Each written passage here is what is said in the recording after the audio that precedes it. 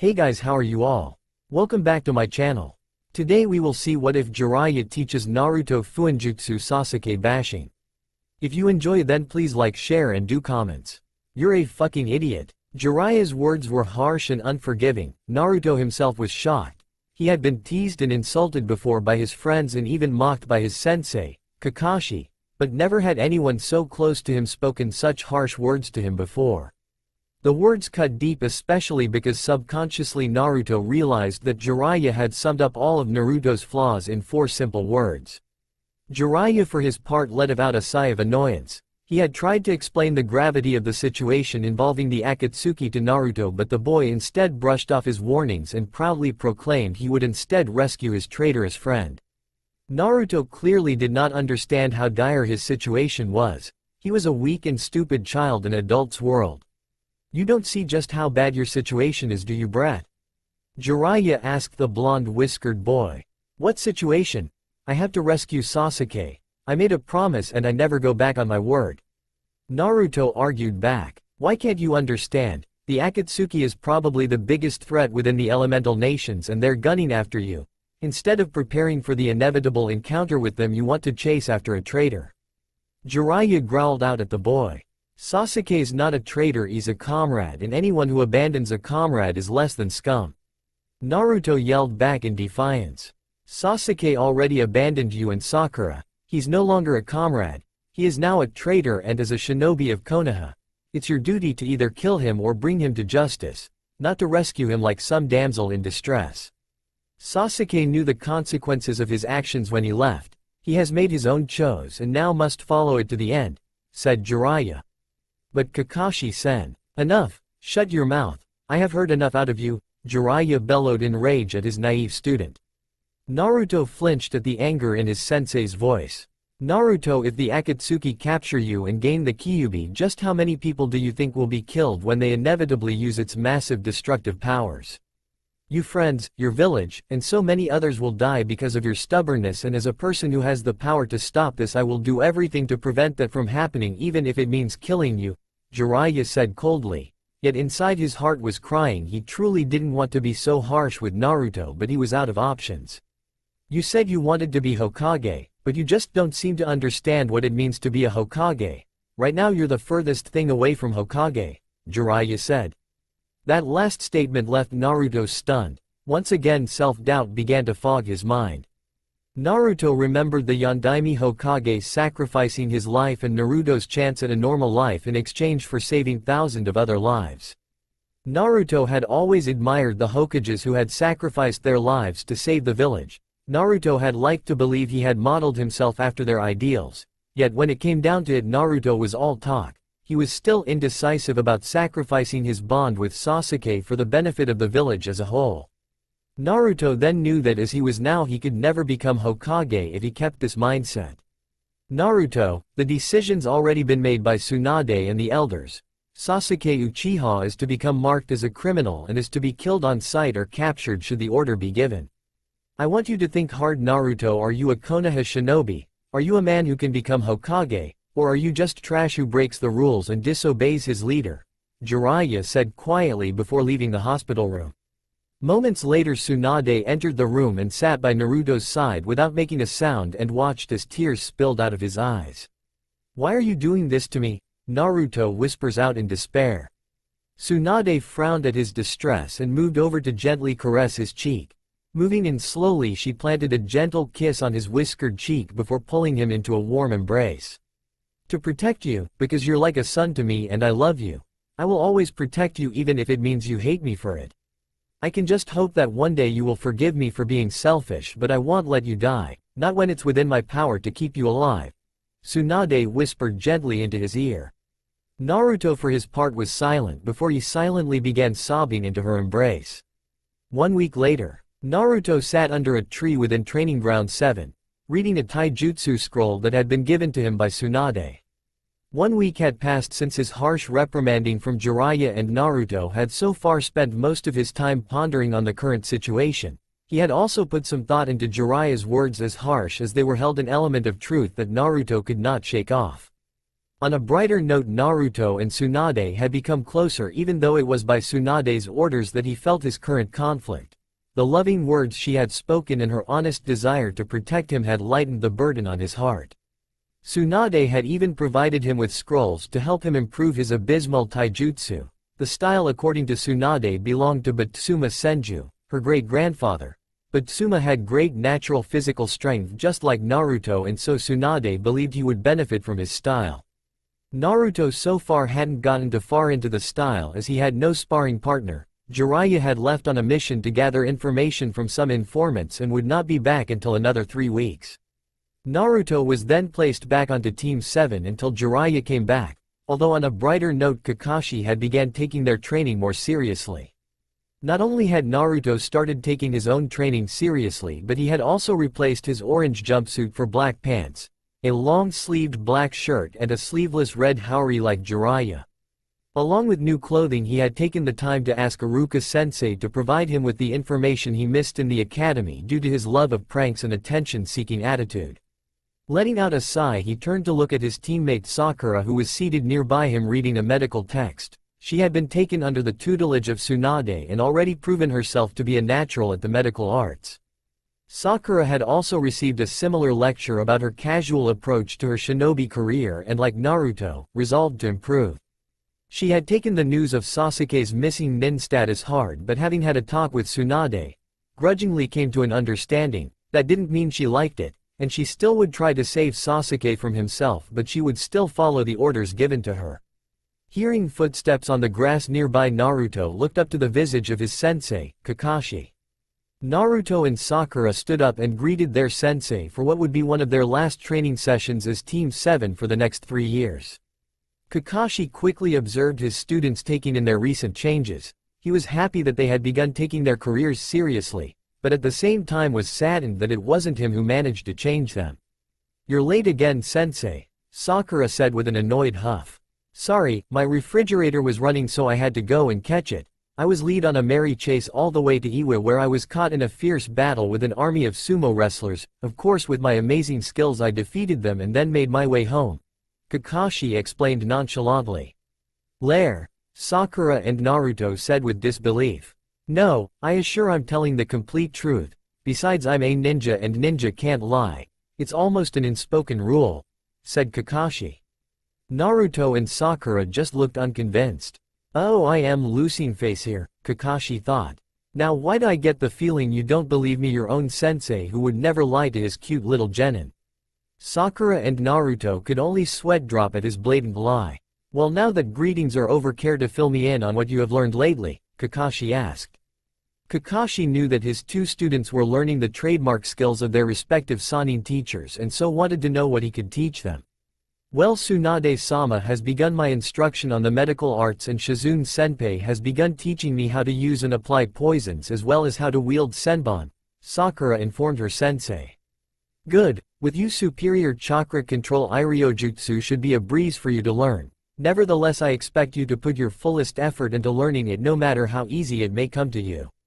Also, Sakura, should you get the time, I want you to begin learning Genjutsu to supplement your Iryojutsu. If you need help, I can call in a favor with Kurenai," Kakashi instructed, pleased with her progress.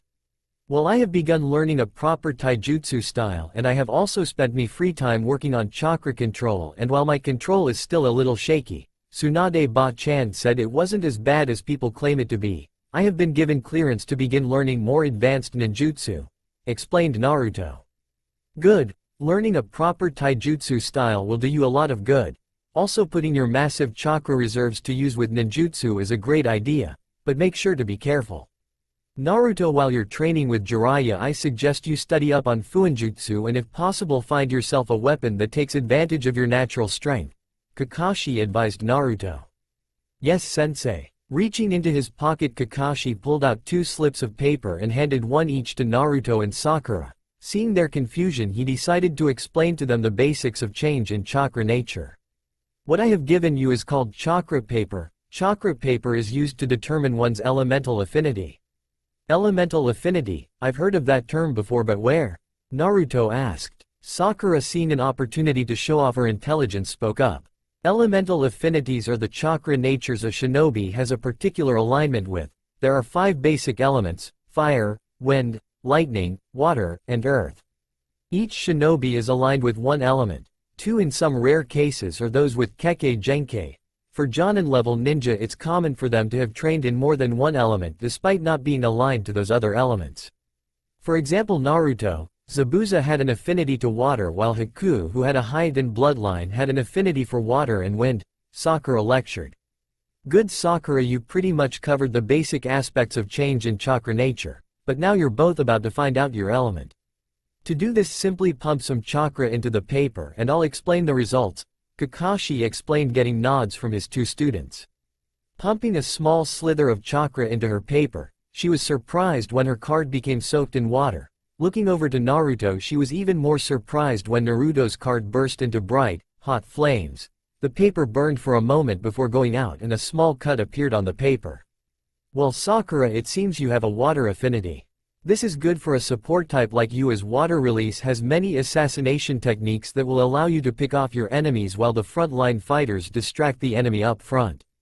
Water also provides you with a number of supplementary techniques that will assist your Iryojutsu and Genjutsu. Also, water is a common element in Konoha, so there is plenty of people to help you master your element, Kakashi explained to his pink-haired student. Naruto, you on the other hand have a powerful fire affinity and a minor wind affinity. For you, I suggest using your fire release as the core of your ninjutsu style. That small flame you produced before was intense, and I can only imagine how powerful your flames will be in the future. As for wind, I can't really help you there, but one thing I noticed is that your affinity for wind is barely at average strength. My suggestion is that you use it to supplement and increase the strength of your fire release, or use it with a weapon to make up for its lack of strength. But don't worry, with time and training its power will gradually increase, Kakashi informed Naruto. So how do we actually use our affinities? Naruto asked with excitement. Good question. Both of you take a leaf. Then pour your chakra into that leaf. Sakura, your goal is to use your chakra to soak the leaf. Naruto, use your chakra to set the leaf aflame. Kakashi sat back and watched his young students begin their training. Both were hard workers and surprisingly skilled.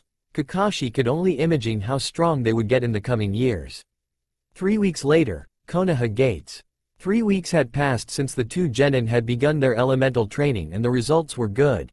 Naruto had finished the basic steps for fire manipulation in record time and was now moving on to learning the more advanced control techniques. Sakura, on the other hand, had recently finished the advanced control lessons, mainly due to her amazing chakra control. Now she was working on improving her reserves so that she could use more ninjutsu.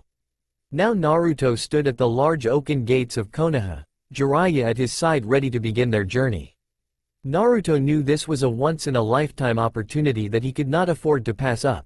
He had put his differences aside with Jiraiya and decided to learn all he could. He would not let the Akatsuki succeed. Tsunade, Shizune, Kakashi and Sakura had come out to farewell the duo, knowing they wouldn't see the two for another 3 years. Tsunade took it especially hard. Having to let her son in all but blood travel the world for 3 years with dangerous criminals hunting him down was giving her a lot of stress. Well, this is it, it's time to go, Naruto, Jiraiya said after having said his farewells to Tsunade. Right, just a moment, Naruto said. Walking forward, he wrapped his arms around Tsunade, who happily returned the gesture. You better come back safe, Brad, you still have to take this job from me, Tsunade whispered sadly. Don't worry, I promise I'll return home and take the hat from you, that you can believe, Naruto stated with a confident grin, getting a smile from the Hokage. Naruto, take care and be sure to learn as much as you can, okay? Kakashi said, getting a nod from his blonde student. Finally Sakura came up and surprisingly hugged him. He was shocked but eventually returned the gesture. Naruto, I know that you still feel bad about Sasuke, but I want you to know I was never angry at you, and as for your promise. Well, some promises are just made to be broken, it's not your fault. With that said, let's make a new promise. What promise? Let's both promise that by the end of the next 3 years we will both have become Jonin, Sakura said. Naruto grinned and nodded in acceptance. Agreed, in 3 years we will both be Jonin. Sakura nodded and released her teammate. With the farewells said, both Naruto and Jiraiya turned and walked out the gates to begin their 3-year journey. Neither knowing the adventure they would experience. Hai no Kuni. with Naruto and Jiraiya. Are we there yet? No. Are we there yet now? No. How about now? No, no and no, we are not there yet. For the love of the Rikudo Sennin, will you just shut up and be quiet? Ah, silence. You love the Rikudo Sennin? That's it, brat, you're dead. Jiraiya bellowed in frustration and swung his arm in a vicious backhand only to meet empty space. Hey, what you swinging at, arrow Sennin? I'm over here, Naruto said with a cheeky grin. Jiraiya took in a deep breath and slowly exhaled to regain his composure. He needed to calm down before he decided to summon Gamabunta on top of Naruto's head. He knew Naruto was being childish because he was bored, and he didn't blame him. Jiraiya had been visiting his contacts at each place they stopped, usually leaving Naruto on his own. Alright Naruto, what's the problem? The Toad Sage asked. It's been a month since we left Konoha, and yet besides the daily sparring session you haven't taught me anything, Naruto said, frustrated. Jiraiya let out another sigh. Hey, don't sigh at me. Look Naruto, the reason I haven't taught you anything is because you need to master what you already have, said Jiraiya. Look, I know that taijutsu will take time, it's not something that I will be able to master within a month. But I know I will be able to master my style with time. What I want is some ninjutsu. I have already learned the last fire manipulation exercise a week ago, Naruto said. Look, I get it, you have a difficult job to do. You take research breaks to relax, and that's fair enough, you deserve it. All I'm asking is for something else to learn while you're away, Naruto explained to the sage. Jiraiya thought for a moment. He was surprised at Naruto's argument. He had expected a childish fit, but the boy had really put some thought into this. Looking at the quiet blonde, he realized Naruto had been very patient and responsible during the last month. Giving a sigh, Jiraiya turned to his young student. Well, you've convinced me. I'll teach you some techniques, but you can't bother me for more jutsu until you master them completely. Also, we will continue sparring every day, so don't let your guard down and put all your energy into learning ninjutsu, Jiraiya explained. Alright, Naruto yelled in excitement. Come on Naruto, let's go train in that field over there, Jiraiya said, pointing to an open field of grass a few hundred meters from their current position. Alright Naruto, the jutsu I'm going to teach you is the Kaiden. Enden, fire release. Flame bullet. It's a technique created by the Toad clan and can only be used by toads and their summoners. This jutsu is similar to the Uchiha clan's Great Fireball technique. It can be fired as a large bullet or a sphere of flames, a series of rapid smaller bullets, or a continuous flamethrower. The strength behind this technique is that it requires the user to combine it with oil converted from your chakra, something only a Toad summoner would know. One more fact about this technique is that its power can be adjusted by the amount of oil you use in the jutsu. This is also the technique's flaw, as the more oil you use, the longer it takes to use the technique, Jiraiya informed the blonde, who listened intently. Now before I can teach you this technique, I have to teach you the Gamayuden, Toad Oil Bullet, which allows you to convert your chakra into oil. This technique will also allow you to combine it with fire release to increase the power of your flames, and gives you access to techniques such as the Kaiden, Gamayu Enden, fire release, Toad Oil Flame Bullet. It's a collaboration technique that you could pull off with a shadow clone or a Toad summon, said Jiraiya, finishing his explanation. Alright, now the hand signs are. 1 week later, Naruto quietly watched the scenery as he sat by the edge of a large cliff. Fields or green grass and dense forestry lay out before his gaze, the sky clear and blue and the temperature warm enough to relax comfortably. It was the sort of day many would call perfect. Jiraiya had gone into town for an hour or two, leaving Naruto alone to relax after an intense week of training. Naruto had spent hours each day working on his new jutsu and could proudly say he had learned all the techniques taught to him. While they were not perfected yet, they were given clearance for combat by his sensei.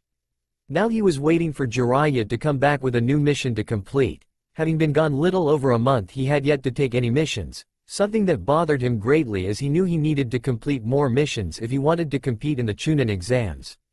Naruto knew the next exams would be held in Tanigakure no Sato, village hidden in valleys, in another 4 months, so he had until then to improve both his shinobi skills and his intellectual skills. Naruto hoped that by the time the exams came around he would have a decent grasp on his fire release and have a better mastery of taijutsu. Hearing footsteps behind him, he realized Jiraiya had returned. No ninja with any skill would allow themselves to be so loud in the presence of a potential enemy. Turning around he greeted Jiraiya, who was carrying a scroll with the letter C printed in the seal that held the scroll closed. Naruto, stop whatever it is you're doing, we've got a C-ranked mission. It's nothing much, just a simple bandit elimination, but it will be a good test of your new skills. Also it's a good chance to get your first kill, said Jiraiya. But I already got my first kill. Yes, it's true you have. I read the report of your mission to Cha no Kuni, Land of Tea, and your victory over Aoi Rokusho. I know that because of your actions he was killed, but when he died it was because you knocked him off a cliff. You didn't actually see him die, so it didn't affect you much. Today when you make your kill you will be forced to watch them die. I won't lie to you, it will be difficult, but you're going to have to do this eventually, so we will get it over with now, Jiraiya said with a resigned frown. Let's just get this over with before you ruin my mood, said Naruto, who now looked slightly uncomfortable. The two traveled for about an hour. They were both silent, one thinking about the battle ahead. The other, more experienced shinobi, simply kept his eyes trained on his surroundings, not at all bothered with the upcoming battle. Bandit camp. Tents made up the formation of the typical bandit camp. Both men and women dressed in cheap armor and weapons caused a ruckus as they celebrated yet another successful raid. The camp was noisy, crowded, and overall unpleasant to anyone new to the life of a bandit, yet these men and women who made up the core of the group felt right at home. Despite the fact that it was raining, the cheer never seemed to disappear. Among these ruffians was a man with an aura of experience one could only gain on the battlefield. This man, unlike the rest, was quiet and reserved. He did not cheer or party like his subordinates, instead choosing to meditate, blocking out all the sounds around him. He was a tall man with short dark hair and steel-gray eyes. He dressed in an Omegakure Jonin uniform with flak jacket and a short black raincoat. On his forehead lay a slashed Omegakure headband. The man, while meditating, was also scouting the area with his Ukojizai no Jutsu, Rain Tiger at Will technique, searching for anyone who did not belong to his group. Things at first seemed peaceful until the rain alerted him to the oncoming of two very large chakra signatures. With a frown the man opened his eyes and with a simple hand gesture gained the attention of a kunoichi sitting nearby. The kunoichi was a young woman with a curvaceous figure and an ample bust that often gained her more negative attention than she would have liked, though like any kunoichi, she knew how to use it to her advantage. She had her dark onyx hair tied up into a spiked ponytail, with a long bang covering her right eye, leaving her orange left eye exposed.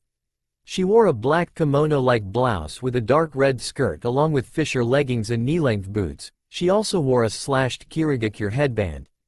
Taki-san, I have sensed two intruders heading our direction. Both have vast reserves of chakra, most likely they're both Jonin.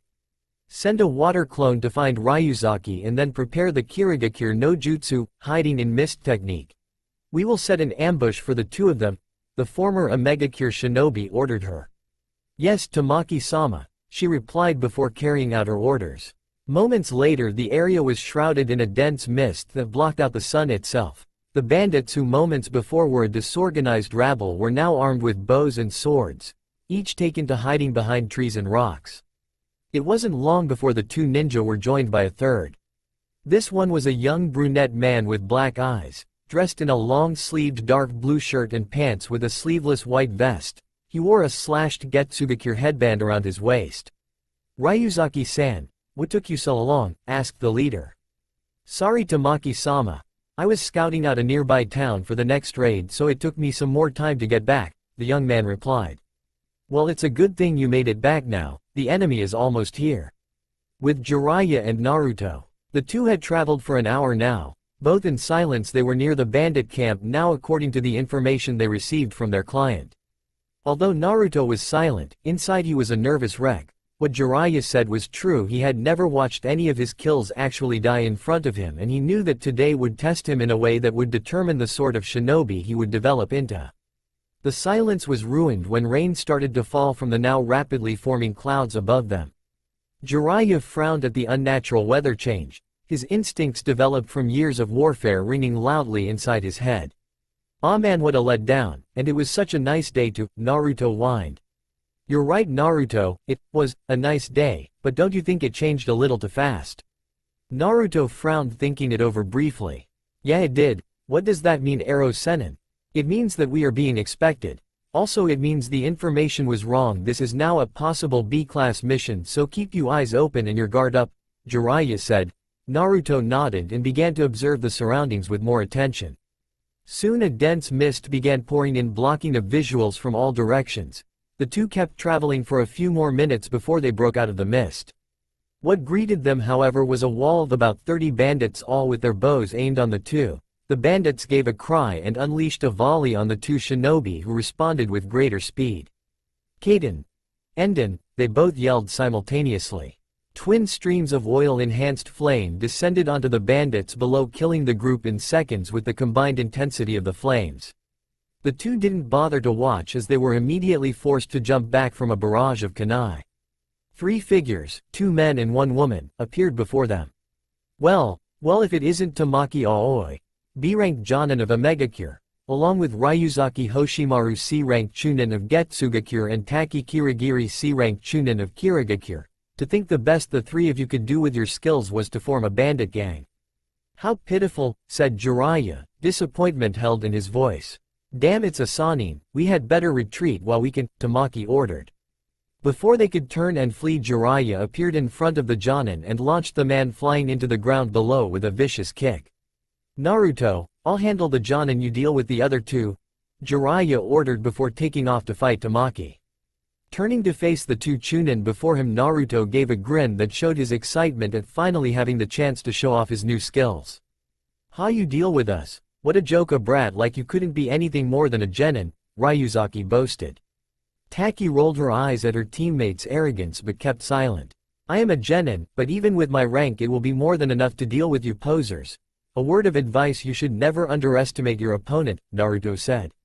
Having finished with talking, Naruto appeared before Ryuzaki with a burst of speed and attempted to stab the arrogant Rouge. Ryuzaki for his part was shocked at the surprising display of speed and failed to react on time. Luckily for Ryuzaki, Taki had been paying attention and did not misjudge her enemy. She blocked Naruto's kunai with her own before the 2 Chunin jumped back to gain some distance. Damn you, brat! Ryuzaki scowled in embarrassment at nearly being killed by a genin. Not so much of a kid now am I, Naruto boasted, but did not drop his guard. Doden! Dorusu, Earth Release! Earth Flow Spears! The man shouted as he slammed his hands on the ground. Naruto jumped up as the ground around him rose up in spears and attempted to impale him. Naruto was forced to raise his arms and block a kick from Taki that launched his airborne form into a tree. Naruto burst into smoke, much to the surprise of the 2 Chunin. The real Naruto appearing behind his foes and launched a barrage of flame-infused kunai at their backs. The 2 dodged the attack and retaliated. Ryuzaki launched a javelin of stone while Taki threw a handful of poison-coated senbon. Naruto created a shadow clone and used it as a shield while he prepared hand signs for his next jutsu. Kaden! Enden! With a shout, the smoke from the dispersed clone was removed as a large fireball sailed through the air and slammed into the surprised Ryuzaki. But any celebrating at the sight of a successful hit was removed as Ryuzaki let out an agonizing scream. His body covered in flaming oil, melting his flesh. Yet the flames themselves were not hot enough to kill quickly, and the man could only scream as he was slowly consumed by flame. Naruto watched in horror as the man began rolling on the ground in a desperate attempt to smoother the flames, but only succeeded in spreading it. The monster's screams echoed in Naruto's ear, chilling him to the bone, reminding him that he had caused this monster's terrible suffering. Taki, seeing Naruto distracted, took the opportunity to escape before the Sannin returned. Naruto at this point was shaking as the man was still not dead, his howls only getting more desperate. The liquid flame now coated his body completely, but still not hot enough to finish him quickly. Shut up, Naruto mumbled, the monster's scream taking a toll on his mental shields. Ryuzaki couldn't hear him over the sounds of his own agony. Shut up please, Naruto quietly asked in a desperate tone, yet the man continued yelling. Desperation caused Naruto to snap and his anger reached boiling point. I said shut the fuck up, Naruto roared. Pulling out a kunai, he launched it with all his strength into Ryuzaki's head, finally killing the man. Moments later, Naruto collapsed to his knees and emptied his stomach, his body still shaking like a leaf in the wind as tears began forming in his eyes. Naruto tried to take deep breaths and regain control of his emotions, but he was losing an uphill battle. Finally, after what seemed like an age, Naruto eventually managed to calm down. Whipping his eyes of any tears, he sat there on his knees and focused on regulating his breathing. Jiraiya returned shortly after and patted Naruto on the shoulder. He frowned at the incident but knew it was necessary for Naruto to continue developing as a shinobi. "How are you feeling, Naruto?" "Like shit." Jiraiya let out a small laugh. "First time is always the most difficult," said Jiraiya.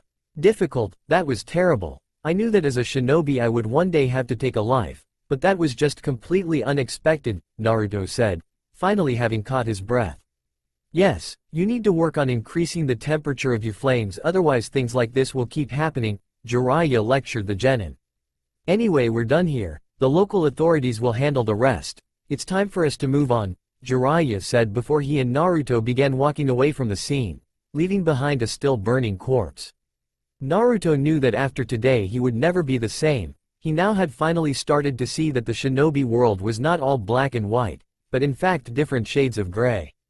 Naruto sighed as he looked over the bandit camp below him from his position in a tree. This was 25th C-rank bandit extermination mission within the last 3 months, and to be honest, Naruto was bored of it. Much had changed since that ill-fated mission where he gained his first true kill, and Naruto had changed much since then, although in a different way than Jiraiya was expecting. Unlike most who would be traumatized into never killing unless necessary, Naruto, while not enjoying the act of killing, had no problem with it. The biggest change was that Naruto was a more efficient killer. He didn't like to drag out his kills, instead ending his opponents ruthless and fast so that their pain was not drawn out. Naruto had spent the last 3 months improving and refining his technique to achieve maximum potential from all his jutsu, his fire hotter, his accuracy more focused, and his taijutsu more fluid and powerful. The last 3 months had also done wonders for his growth, being able to eat healthy foods, training with a teacher who paid attention to his job, and having improved his intelligence had served to reverse the damage his years in Konoha had done to him. Naruto was slightly taller, more muscular although not overly done, and more healthy than ever before. As for training, Naruto had increased his arsenal of fire release to now include a dozen or more C ranks and 2 or 3 B ranks. Naruto found fire too easy to master. He was a natural that would even leave an Uchiha jealous. Jiraiya had also taught him some other supplementary techniques to help him adapt to any situation. The Gamma Sennin had also begun instructing Naruto on Fuinjutsu, something that Naruto took to with surprising ease. Naruto managed to master the basics in a single month and learned D-ranked seals to a master level, being able to apply them with a mere touch of his fingers and form them from his chakra. Overall, Naruto had grown rapidly in skill and power in the last 3 months. He had completed enough missions to be granted entry into the next Chunin exams and was ready to prove himself. Looking down at the camp below him, he let out a resigned sigh and internally swore this was the last one for another 2 months. The camp was well designed, having a wooden wall surrounding the camp allowing for only 3 entrances. Surrounding the camp was a dense forest that would prevent any civilian or samurai military from bringing siege weapons to assault the small fortress. Turning around, Naruto then spied a large force of lightly armored soldiers hiding amongst the forestry. The difference of this mission compared to other C ranks Naruto had done was that it was a Konohagakure High no Kuni collaboration mission. Originally the camp was going to be taken out by a battalion of samurai deployed from the nearest city, but new intelligence suggested the presence of shinobi, and so Naruto was sent on behalf of Konoha to deal with the shinobi threat. Spying a bandit patrol heading towards the gate, Naruto quickly applied the Toten no Jutsu, transparent escape technique, and joined the returning patrol without their knowledge. Passing through the gateway, Naruto quickly and subtly tapped the gate and placed in Bakuhatsu Fuin, explosive seal. Filling it with his powerful, potent chakra, Naruto went on his way. Walking through the camp, Naruto saw how lax security was. The bandits were completely secure in the knowledge that their walls would protect them, something Naruto found amusing. It didn't take Naruto long for Naruto to finish placing explosive seals on all the gates. He even had time to place a few around the various crowds of drunken bandits to help soften the enemy up. Having finished his job, Naruto activated the seals, causing massive structural damage to the walls and gates and killing many bandits in seconds. Naruto immediately began walking towards the command tent to deal with their leader as hundreds of samurai poured into the camp, killing the confused bandits with ease. Walking through the melee, Naruto eventually arrived at the command tent, a large white tent surrounded by obvious loot from numerous raids. It wasn't long before Naruto was confronted by a group of 11 shinobi dressed in ragged black clothing and wielding cheap katanas. The leader was a middle-aged man with dark hair and wore a gray haori over his clothing. Naruto knew who these people were. They were rejects and academy dropouts who couldn't make the cut in a shinobi village and so resorted to a life of crime. These people were pathetic trash who caused misery to others for no logical reason. "Are you the brat who has caused all this commotion?" asked the leader, who walked calmly to the front, flanked on both sides by his subordinates. "Me? No, never, I was just passing through. Honest," Naruto said with innocence. "Don't lie to me, brat," the man yelled with a scowl, much to Naruto's amusement. "I'm not lying, trust me, I'm a ninja." "We can't lie," Naruto replied, getting growls of anger from the surrounding ninja. "It's obvious you're the one behind this, so stop hiding to truth," the man growled out, sick of the childish games. "Well, if you knew it was me, then why did you ask?"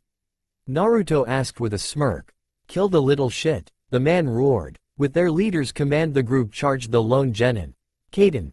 Hibashiri! Fire release! Running fire!" Naruto called out after performing the hand signs. Fire erupted from around Naruto's feet and raced along the ground, trapping the entire group within a large ring of white-hot flame. "Good, now there shouldn't be any interference from outside," Naruto said with satisfaction. With that, Naruto pulled out a handful of shuriken and with one hand began doing hand seals. With a cry of Kaden, Hosenka Sumabeni, fire release, Phoenix Sage Fire Nail Crimson, Naruto launched the shuriken and ignited them in flame. 7 of the 10 shinobi were caught in the attack and now lay dead, having their vital organs pierced with flaming shuriken. Pulling out a kunai and igniting it with fire chakra, Naruto charged towards the first shinobi. Ducking under a slow swing, Naruto was quick to slash the mont's vulnerable throat. Turning around, he parried an attack with his kunai and slammed his foot into the attacker's chest, launching him into the surrounding wall of flame, ending his life. Attaching a wire to his kunai, Naruto launched the small blade at the last shinobi, who went to block the kunai with his katana. Manipulating the wire, Naruto managed to successfully wrap the wire around the last man. Kaden. Ryuka no Jutsu. Fire release. Dragon fire technique, Naruto called out as he exhaled a stream of white-hot flame along the wire, incinerating the trapped victim. Having dealt with all his attackers, Naruto turned to face the leader, who looked absolutely livid. "What's wrong? You look upset," asked Naruto mockingly. "You fucking brat, don't you know who I am?" "I am..." the man began screaming, only to be cut off. Saizo Kira. Affiliation. Sume no Kuni. Land of Claws. Rank C at best. Failed at being recruited into your daimyo's forces and none of the hidden villages wanted you. Overall, you're a loser, Naruto said with a bored expression. Saizo was livid. He had never been so badly insulted in his life before, and what really annoyed him the most was the fact that Naruto's words were true. Pulling out his katana, he rushed towards the blonde genin with a fury he had never felt before. Saizo never noticed the explosive seal beneath his feet that had been placed there by Naruto during the earlier fight. Before he knew it, all he saw was the sheer unending darkness. Naruto stared at the charred corpse for a moment before taking his leave. He knew the samurai captain and his forces would deal with the mess. Hai no Kuni, with Sakura. Sakura had always thought herself to be a kunoichi. She thought Ino and Tenten, even Hinata, were kunoichi. Sakura believed the moment she put on her headband she was a kunoichi. She didn't realize how wrong she was until today. The multiple corpses of genin-level opponents, slain by her own hand, lying around her surprisingly wasn't the main factor to her doubts. No, it was the visage of her sensei and senior, Shizune, effortlessly slaughtering about 26 ninja of various levels with pathetic ease. Shizune had taken the young apprentice on a B-ranked mission in preparations for the upcoming Chunin exams, Katetsu and Izumo joining the duo serving as the group's support. The mission was to eliminate a group of Otogakure shinobi who were caught infiltrating Hai no Kuni by the border guards. Shizune wanted to use this as an opportunity to test Sakura and her new abilities. Sakura dealt with some Genin-level opponents, although their ranks suggested they were of Chunin rank. She defeated them using her newly gained strength, and although it was only at a novice level, it had been more than enough to kill her opponents. Kotetsu and Izumo finished off a group of Chunin with their amazing teamwork skills and now waited for their captain to finish up with her group. Shizune then proved to everyone there why she was known as the Hokage's right hand. She weaved a graceful dance of death through their ranks, killing her victims with senbon coated in lethal poisons, her opponents dropping dead like flies. The group, consisting of 4 B-ranked Jonin and 22 C-ranked Chunin, was quickly cut down to just 15 total in less than a minute. The moment the group clustered together to combine their attacks, Shizune showered the group in a lethal toxic cloud. The few who escaped were shot down by bullets of liquid, acidic poison exhaled from the poison mistress. Shizune proceeded to cut down the 4 Jonin with a chakra scalpel turned into a chakra sword. Sakura was left in awe at her senpai's abilities. She knew Shizune was a Jonin and she knew that the woman was fast, even faster than her sensei Tsunade, but Sakura never knew quiet and polite Shizune was so ruthless and powerful.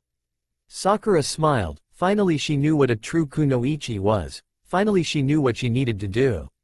Sakura left for home confident that upon Naruto's return she would have become a true and powerful kunoichi.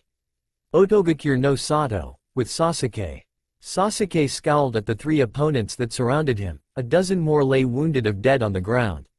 Sasuke was panting hard from exhaustion. He had been fighting for an hour now against uneven odds. Now that he was out of chakra, he was on the verge of losing to some low-level trash he believed were beneath him. The months of intensive training and medical procedures, along with the effect of performance-enhancing drugs, had drastically increased his level of power to beyond anything Konoha could gain him in the same time frame since he left. Sasuke had so far spent his time working on Snake Clan techniques along with improving his abilities with his natural element lightning. Progress had been quick and he could easily claim himself to be at Chunin level, but he knew that until he reached S rank he would never be satisfied with his level of power. Sasuke was distracted when he overheard Kabuto casually talking to Orochimaru. It appears that Naruto-kun has been very busy lately. His kill count now reaches in the hundreds. It seems at the rate he is progressing Sasuke will never catch up to him, Kabuto said aloud, knowing Sasuke would hear him. Orochimaru smirked at Kabuto's sneaky behavior. Oh well, that's too bad, and here I thought Sasuke-kun would become the strongest of the two. Appears I was wrong, Orochimaru said deviously. Sasuke scowled. Naruto the dead last was still surpassing him even now. He was being shown up by someone who was not even in the same league as an Uchiha. The very thought left Sasuke livid. Allowing the curse mark to cover his body, he relished in its power and unleashed his fury on the poor fools that faced him. Smirking at their dead bodies, Sasuke turned and left the room, leaving behind a group of corpses and a highly amused Sannin. The Chunin exams are coming up next month. Maybe I'll go and test myself against some real opponents, and with any luck maybe Naruto will show up so I can once and for all settle our little rivalry for good, Sasuke thought darkly as he walked through the silent halls of Otogakure. Yes, the Chunin exams would be a great place to settle the score, and Sasuke would be sure to show the world the power of the Uchiha clan. 2 days later, Ugakure no Sato, Hidden Hot Spring Village, with Naruto. Naruto sighed with content as he relaxed into the hot spring waters of the hotel he was currently residing in. After months of harsh training and missions, it was a nice chance to finally relax. Looking over at the wooden wall that separated the springs, Naruto was momentarily surprised that Jiraiya wasn't there peeking on woman. It was then that Naruto remembered that Jiraiya was currently visiting a contact within the village they were staying at. Jiraiya as usual never mentioned where he was going and left Naruto to himself for the next few hours. It was something of a routine now. Hours passed before Naruto finally decided to leave the resort. Stretching his arms out to awaken his relaxed body, he carefully stepped out of the water so that he didn't disturb the other occupants of the hot spring he left to the change rooms. Walking through the quiet halls, he momentarily unfocused his attention and knocked over a beautiful dark-haired woman. Blushing at his clumsiness, he reached his arm down to help her up. "I'm so sorry about that, miss. I wasn't looking where I was going," Naruto stammered out and apologized to the woman. "It's okay, I too wasn't paying attention, so all is forgiven," she said with a soft smile, causing Naruto to blush as he caught sight of her ample breast tightly restrained by her towel. Thank you and again I'm sorry, Naruto said, desperately suppressing his blush. I said it's okay, no harm done, the woman said softly. Naruto was mesmerized by her orange eyes, his favorite color, he mused. She also seemed strangely familiar but brushed it off as coincidence. Giving the beautiful woman a smile, he said his farewells and continued down the hall to the dressing room, never noticing the woman's smile turning into a smirk. Pulling his clothing out of his locker, he quickly got dressed and rearmed himself with his weapons. Naruto was about to leave when he spotted a letter inside his locker. Pulling it out, he opened the letter and read its contents. Dear Naruto Uzumaki, my name is Higa Izumi, noble of Kaminari no Kuni, land of lightning, and former heir and now CEO of Gato Shipping Corporation. But you might know me as Gato Izumi's son. I must say you have been an annoyance over the last 5 months, constantly interfering in my business and killing my subordinates. You have destroyed many of my camps throughout Hai no Kuni and begun crippling my business in that region. Those camps you destroyed were bringing in much money for the slave trade, you see, and while many of the slaves were just average nobodies, occasionally we would stumble upon a person of interest that would just have the buyers eating from my hand. Yet time and time again you interfere. It's time to end that. Now I should mention this isn't personal because you played a key part in my father's death. On the contrary, I thank you for that. The fat swine needed to die and it served to make me rich and powerful. What I am truly upset about is your blatant need to butt into my business and cost me money. Having said that, though, I have decided to gift you for removing my father from this world. The gift is in the locker beneath your own. And Uzumaki, I do hope you enjoy the gift. With regards, Higa Izumi. P.S. You should never leave your enemy alive. Always make sure the job is done. It was only then that Naruto understood what the last part of the letter was saying. Images of the dark-haired woman flashed before his eyes, her orange eyes matching those of a certain Rouge Kiri Kunoichi he accidentally let escape months ago. With haste and strength he never knew he ripped the door to the locker beneath his own and threw it aside. He froze in horror at its contents. A large stack of paper bombs sitting next to an electronic timer sat inside the metal locker. Looking at the timer, Naruto saw that the last remaining second had just counted down to 0. Fuck my life. BOOM. With Jiraiya. Jiraiya laughed heartily as he sipped his sake and chatted up the working girl curled up on his muscular arm. He had finished his business in this town early and decided to take a quick break at the local host club.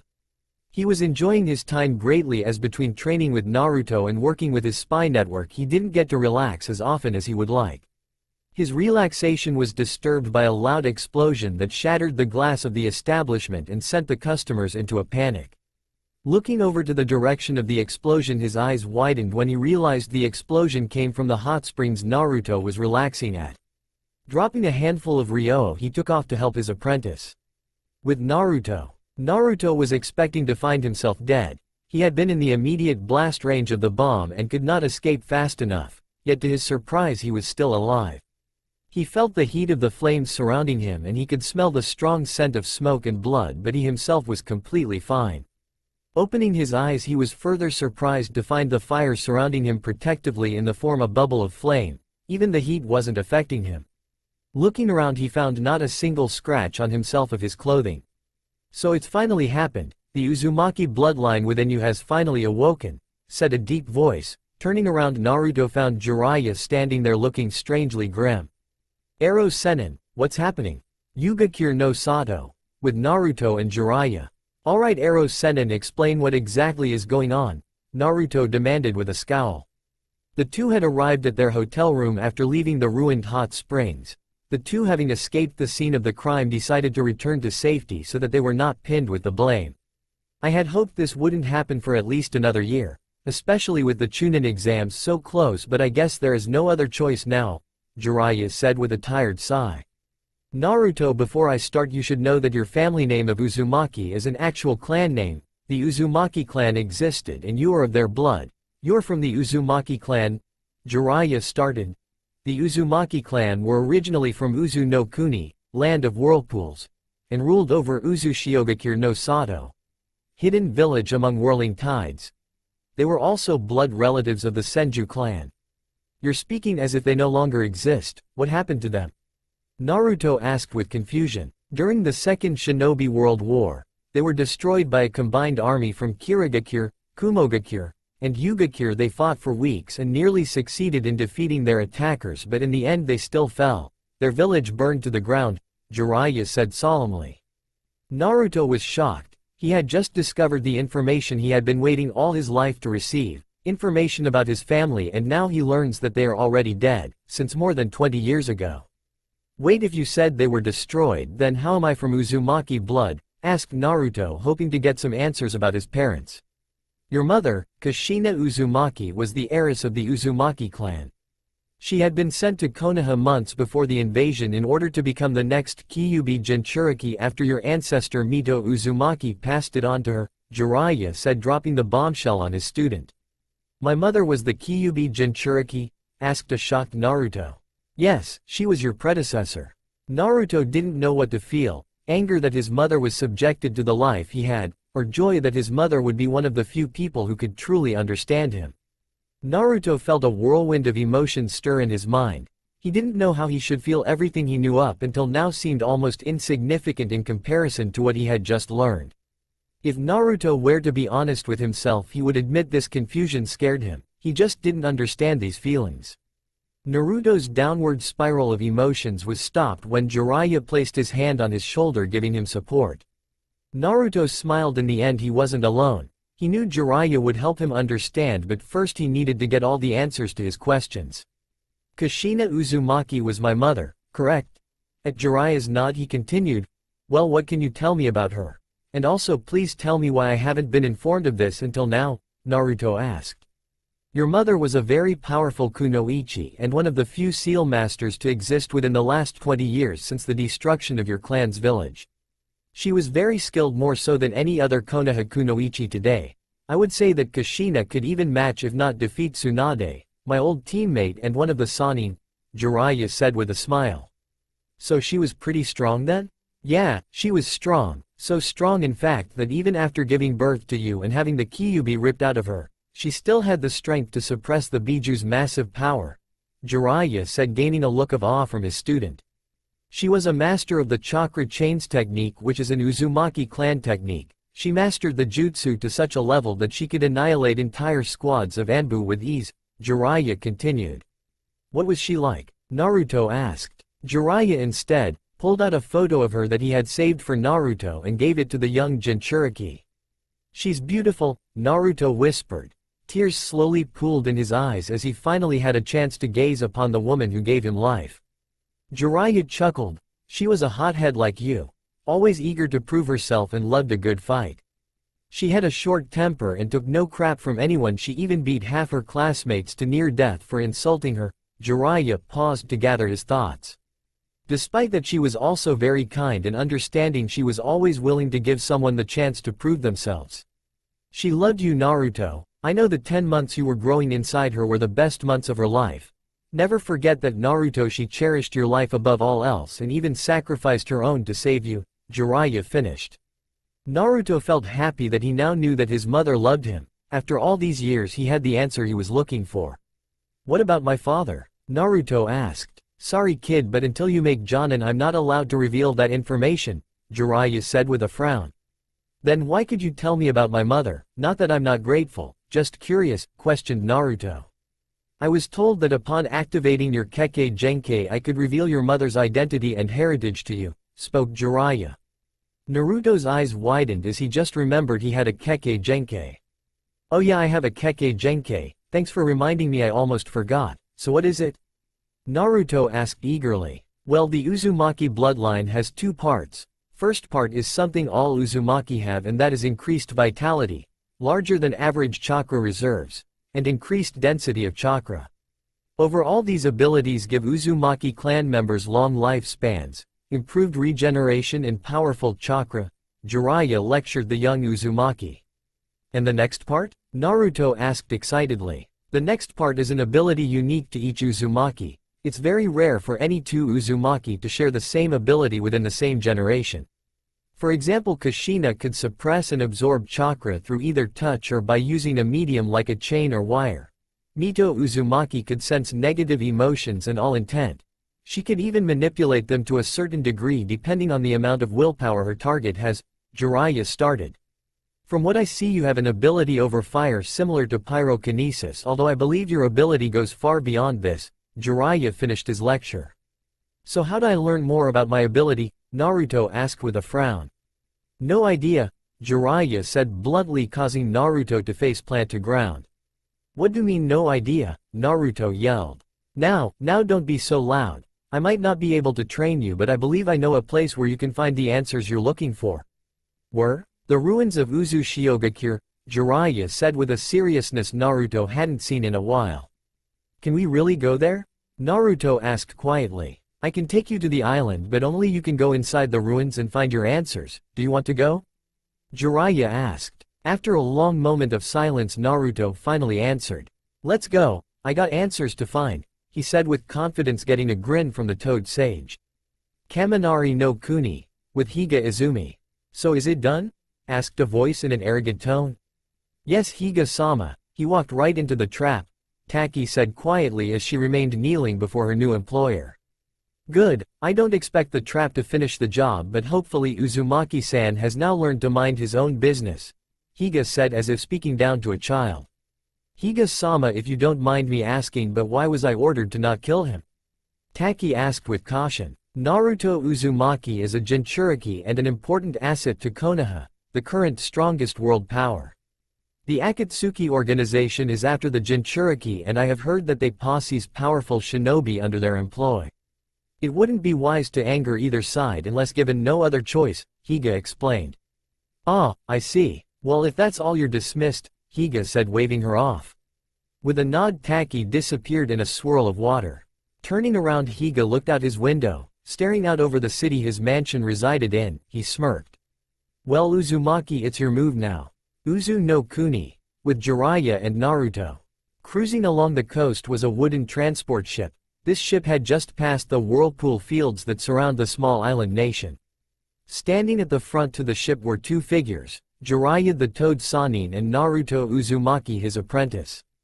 2 days had passed since they had left Yugakure. After hiring a boat and a crew, they had immediately set sail for Uzu no Kuni and had reached the island with relative ease.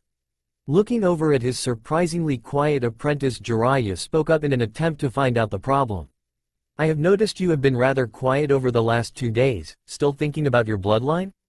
Jiraiya asked curiously. Naruto scowled. No, I'm contemplating the various ways I'm going to kill that arrogant brat Izumi for his little stunt back in Yugakure. Jiraiya chuckled at his student's embarrassment. He did get you good. I mean, a mere civilian was able to set a trap for a trained shinobi, ha ha ha. Jiraiya said with mirth. Tch.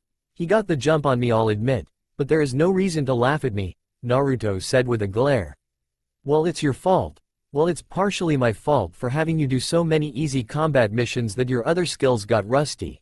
You should use this as a learning experience, Jiraiya said, earning a confused look from his apprentice. What do you mean, Arrow Sennin? Naruto asked. Jiraiya sighed. He had hoped his apprentice would be able to pick up on the lesson himself. Naruto, you might not have realized it, but over the last few months you have become somewhat arrogant.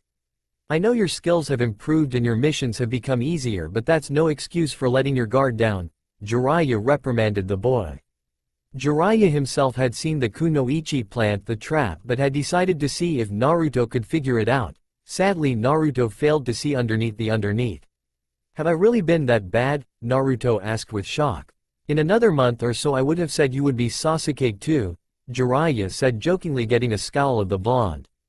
Don't even joke about that, Naruto exclaimed.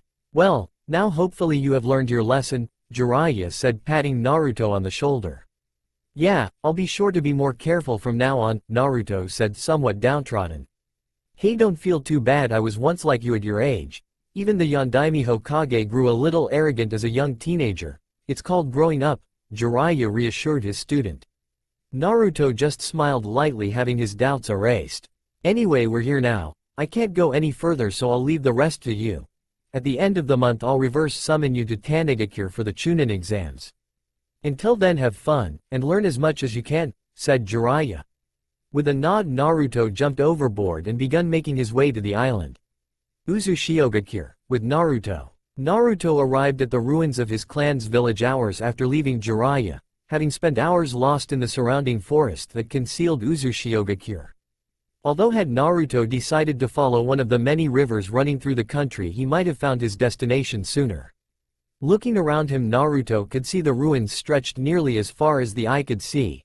The village itself was divided by 3 rivers and surrounded by rolling hills and thick forestry. What really surprised Naruto was the lack of corpses and skeletons. Naruto had assumed that no one had come back to the island and so expected the dead to litter the ruins.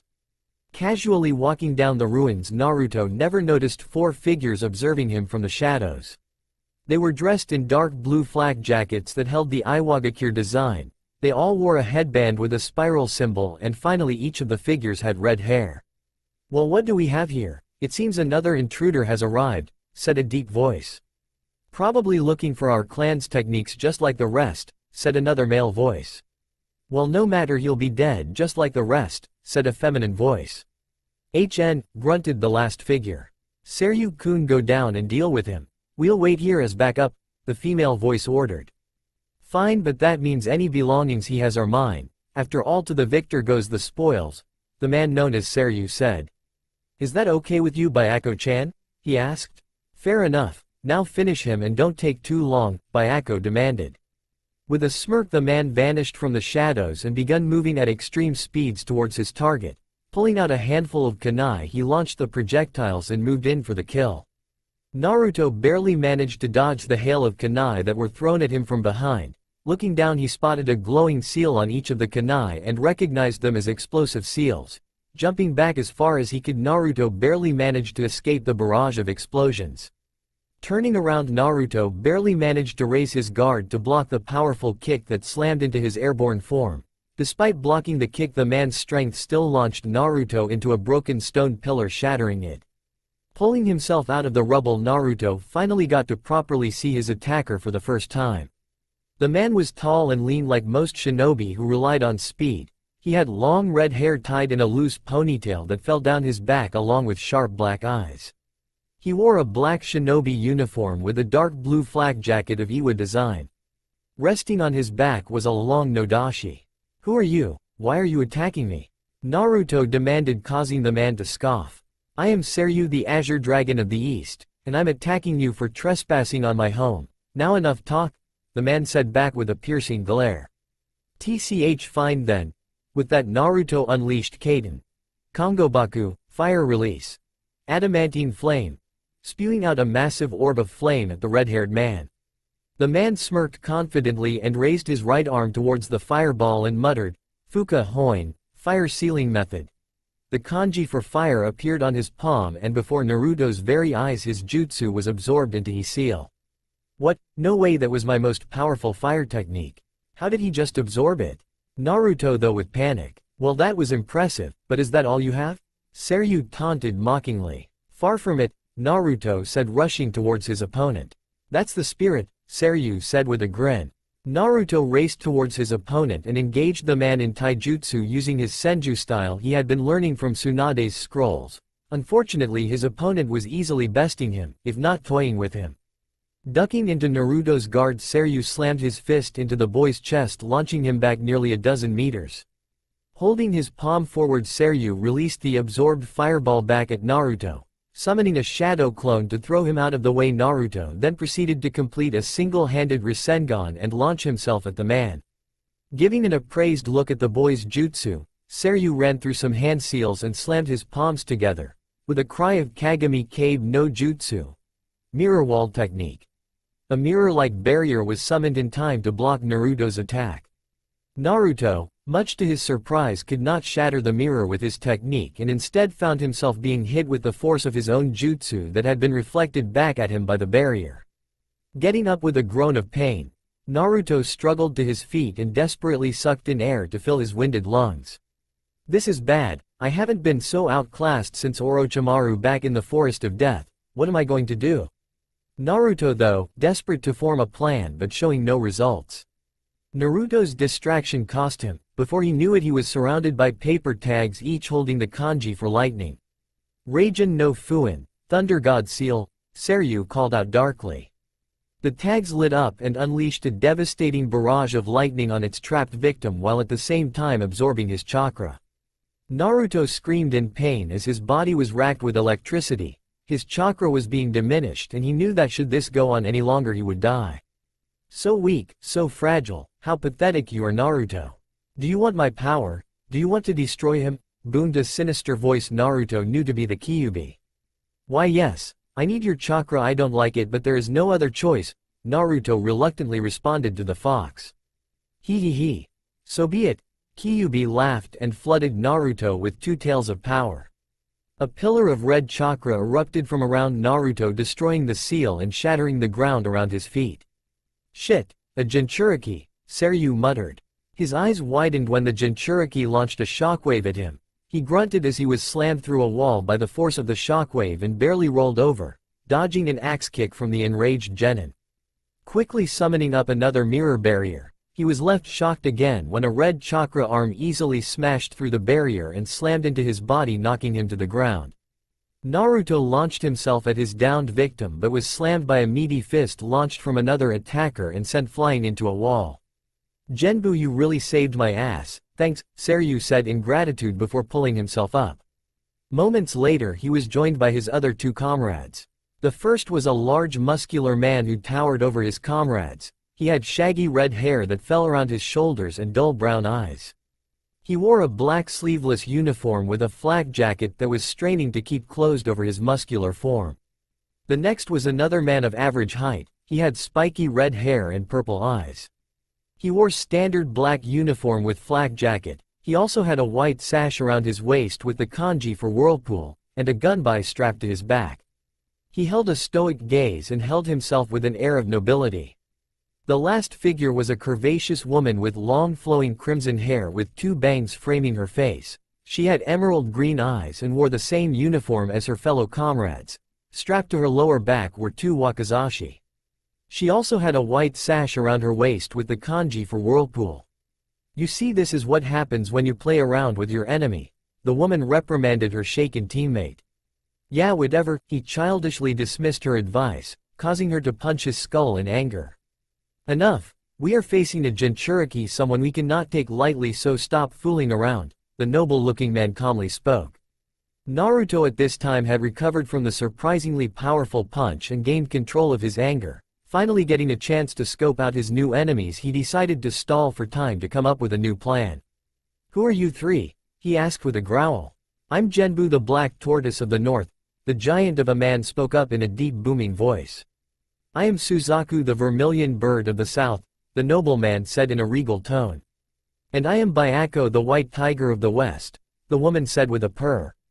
As you know, I am Seryu, the Azure Dragon of the East, Seryu started.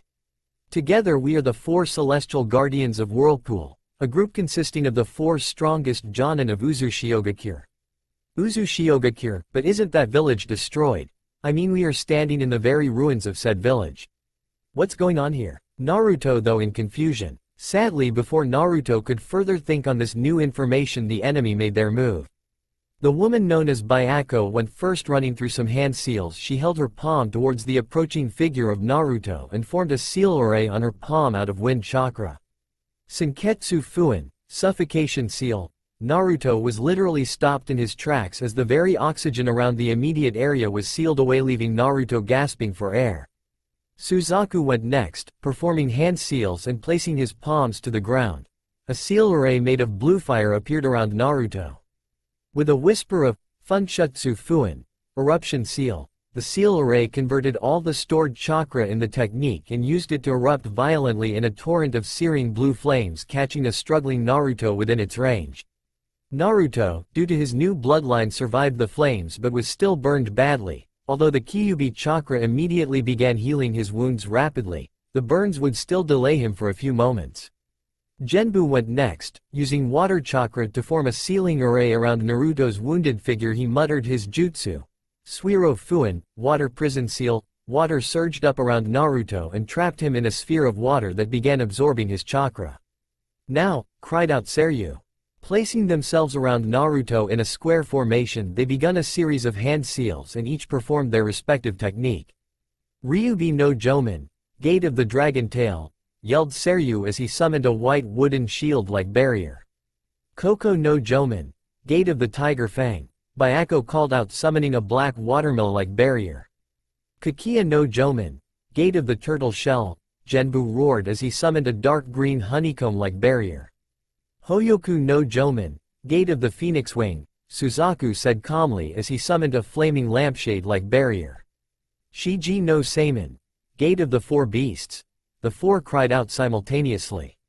The four barriers came together and formed a large rectangular barrier prison around Naruto, completely restraining him and suppressing his and Kyuubi chakra. Enemy subdued. What now, Byako? Seryu asked, but before she could answer they were interrupted by an enraged scream. "Ina!" screamed a woman who looked to be in her 50s. She had dark blue eyes and red hair tied up into a bun held by two ornate needles. She wore an elegant purple kimono and held a beautiful sheathed katana in her obi. The four guardians' eyes widened in surprise by her appearance. "Sena-sama, what are you doing here?" asked a nervous Seryu. "I knew the four of you were spoiling for a fight, but to attack a fellow kinsman is unforgivable," the woman scolded the group. "Now release the barrier," she demanded, and they quickly followed her orders, dropping the barrier and freeing Naruto. "We didn't know he was an Uzumaki. I mean, he has blonde hair, it's easy to misjudge," Seryu said nervously. "The barrier I placed around these ruins would only let in a person of Uzumaki blood. Besides, he is obviously an Uzumaki. Just look at him, he looks just like my daughter Kushina," she reprimanded the man. "Big sis Kushina," Byako whispered with wide eyes. "He is Kushina-sama's son," said a shocked Suzaku with the most emotion Naruto had seen on the man all day. "Of course he is. I have waited for this day for so long. The day has come when my grandson finally finds his way home," Sena said happily with tears beginning to build in her eyes. The four guardians quickly fell to their knees and bowed to Naruto, much to his shock. "Welcome home, Naruto-sama," they said humbly. Naruto for his part was shocked and could only ask himself what exactly was happening. "Kumogakure no Sato." Samui let out a suffering sigh as she rubbed her aching shoulders, her teammates only meters away from her arguing like always. Sometimes she regretted becoming the student of Killer Bee. Her eccentric sensei rapped terribly at every opportunity, and her team consisted of a short-tempered kunoichi and an overly exaggerating and cautious shinobi. Her team's antics often caused her enough headaches and stressed her out more than she would like to admit. On top of that, her large breast caused the tension to build up in her shoulders, sending waves of pain through her body. Many wouldn't be able to tell with Samui being so cold and reserved, but Samui was at the end of her patience. Walking up to them, she interrupted their conversation, if you could call it that. "Omoi, Karui, I've just received word that Raikage-sama has summoned all of us," Samui spoke up coldly. "Summoned, huh?" said Karui as she ran her hand through her untamed red hair. "What in the world could it be? Maybe some kind of crisis has occurred, or could it be we're going to be reprimanded? Does he know that my body mass index spiked?" Omoi mumbled quietly. "Maybe putting mayonnaise on my potatoes wasn't such a good idea," he said worriedly. Karui let out a frustrated sigh at her teammates over exaggerated concerns. "Stop. You always think too much, Omoi. Why would he scold you for something like that? At most you would just be sent out to buy protein drinks. Being around you guys is really tiring," Samui said with a sigh. Samui brought her arm up to her shoulder and began massaging it as the pain began to grow. "Oh, my shoulders," she said with a pained expression. "Your shoulders are probably sore because of your well-endowed figure, but there's a chance that it's something else. What you thought were stiff shoulders could be." Omoi said worriedly before being interrupted by an angry Karui. "Just shut up, quit your talking and let's go already." The reed head burst out angrily. "You really should think things through more carefully. Your shoulders aren't so sore because you're so flat," he reasoned with his volatile teammate. This happened to be the wrong thing to say because Karui marched over and kicked him harshly. "Grr, just shut up," she growled out. "You got something else to say?" "This could be just the beginning," he tried to reason. "It will cause. You too, if you're really ninja you should act like it. Let's go," Samui interrupted harshly. Samui, unlike her teammates, knew what the summons was about. The long-awaited opportunity for Chunin promotion had finally occurred, and she was determined to finally be promoted even if she had to drag her team through the exams herself. Samui had originally graduated from the Kumogakure Military Academy 3 years ago with top marks in all the ninja arts. She was deemed a once-in-a-generation prodigy and was to be the new face and representative of the newest generation of shinobi and kunoichi. Upon graduation, Samui was apprenticed to Killer Bee, guardian of Kumo and the Raikage's brother. She attempted her first Chunin exam the same year with a temporary team but failed due to the incompetence of her teammates. The next year, Karui and Omoi were assigned to her team. Killer Bee believed they needed a full year's experience before attempting a Chunin exam. Now it was her third year and she was determined to achieve the promotion she should have received years ago. Samui wasn't arrogant, but she already knew she was at least high Chunin level. Within another year she would have the skills to qualify for Jonin promotion. The group didn't take long to arrive at the Raikage office. The Raikage's assistant, Mabui, greeted them and sent word of their arrival to the Raikage. Turning around to her team, she saw their anxious poses as they stood there nervously awaiting instruction from their village's leader. "Relax, you'll be fine, as long as neither of you cause any trouble or interrupt the Raikage. Just stay quiet and let me handle things," Samui ordered. She had waited years for this chance and she wasn't going to let her squad mess it up for her. Moments later, Mabui opened the door and called the group inside. The Raikage's office was large but relatively Spartan in appearance. The only decoration besides his desk was a set of weights. The room had a large series of windows that allowed one to view the entire village and its surroundings. The Raikage, was a large, muscular, dark-skinned man who gave off an intimidating aura. His massive chakra reserves alone could send most novice sensor types into a minor fit. Finishing a set of reps, the man placed his dumbbells down beside his desk. His turn to address his younger brother's team. "Team Samui, I have a very important mission for you," spoke up. Samui and her team kneeled and awaited their orders. "What are your commands, Raikage-sama?" Samui spoke up for her team. "The Chunin exams in Tanigakure are only a month away. Rumor has it that many powerful and important genin from other villages will be competing. Your mission is to make it to the final round and crush the strongest genin in the finals for all the public to see. I want the world to know Kumogakure is the strongest." Ordered as he had Mabui hand out dossiers of certain genin. These dossiers contain information on certain genin that will need to be defeated. Killing is allowed, but it would be preferable if they are defeated publicly in the final round, Mabui explained. Giving the dossiers a quick glimpse, Samui caught a number of names: Naruto Uzumaki, Sasuke Uchiha, Sakura Haruno, and a bunch of other important genin like clan heirs and apprentices of powerful shinobi. "Understood," Samui said with a nod. Satisfied that the team had understood his orders, they dismissed the group. Mabui, though, about the difficulty of the mission. She knew that some of those genin were not pushovers and she was slightly concerned that Team Samui might be in over their heads. Turning to the Raikage, she spoke her concerns.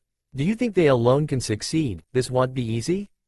"They'll be fine. They are the strongest genin cell in Kumogakure. They won't lose," responded with a smirk. "I hope you're right." Otogakure. In the dark halls of one of the many bases that formed Otogakure, two figures could be seen walking nervously down the stone passage to answer the summons by their leader.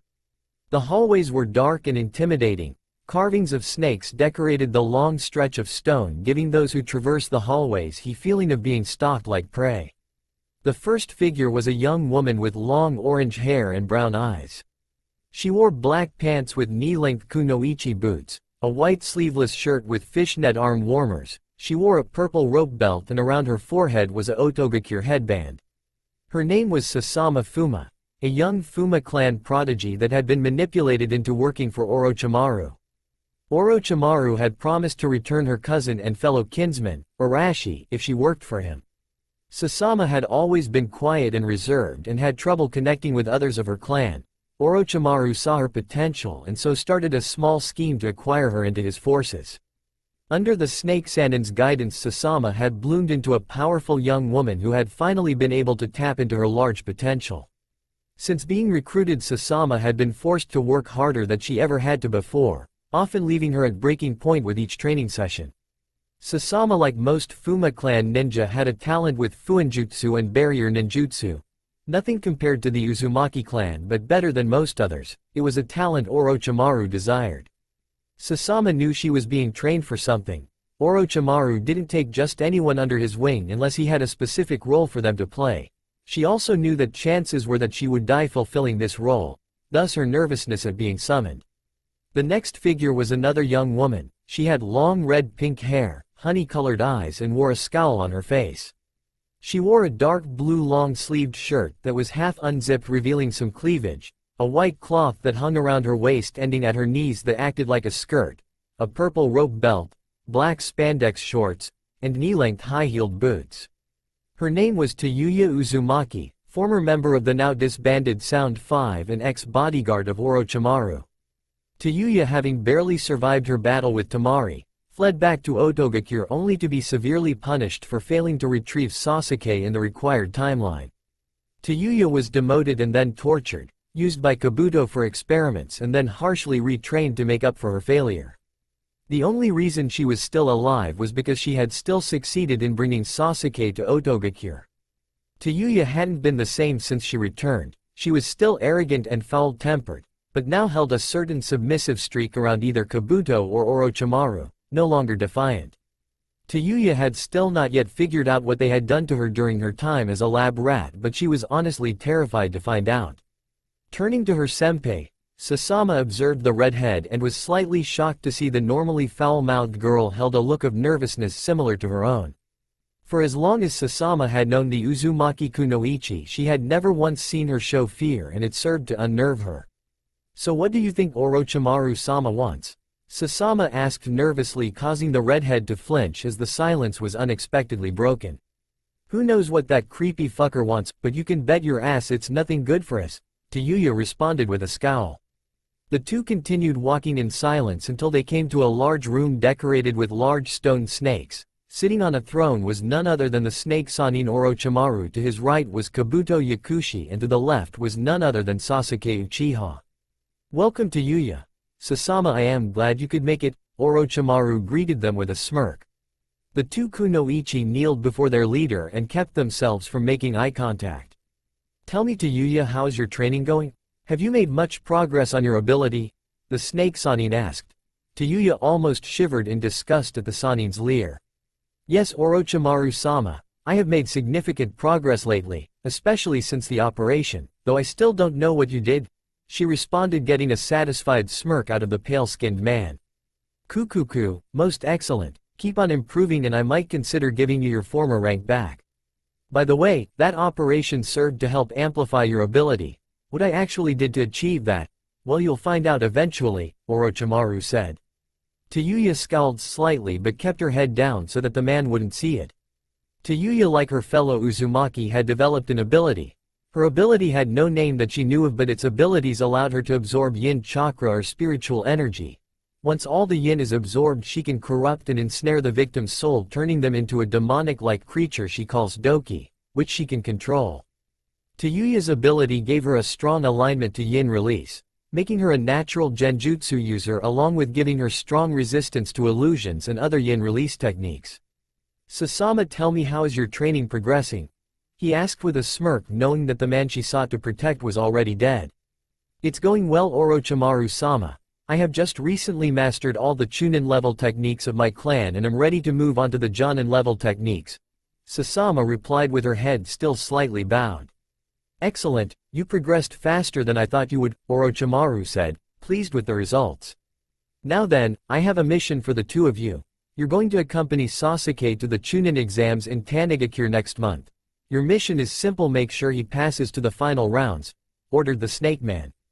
"TCH, I figured it would be something like that considering our new clothes. Even their color scheme matches his," Tayuya said with an annoyed scowl.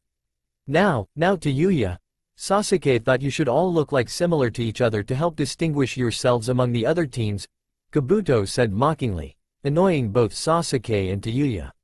"One more thing," Orochimaru interrupted. "Sasama, in light of your rapid improvement, I have decided to gift you with the Curse Seal. Be proud you're the first in U-Clan to be awarded one.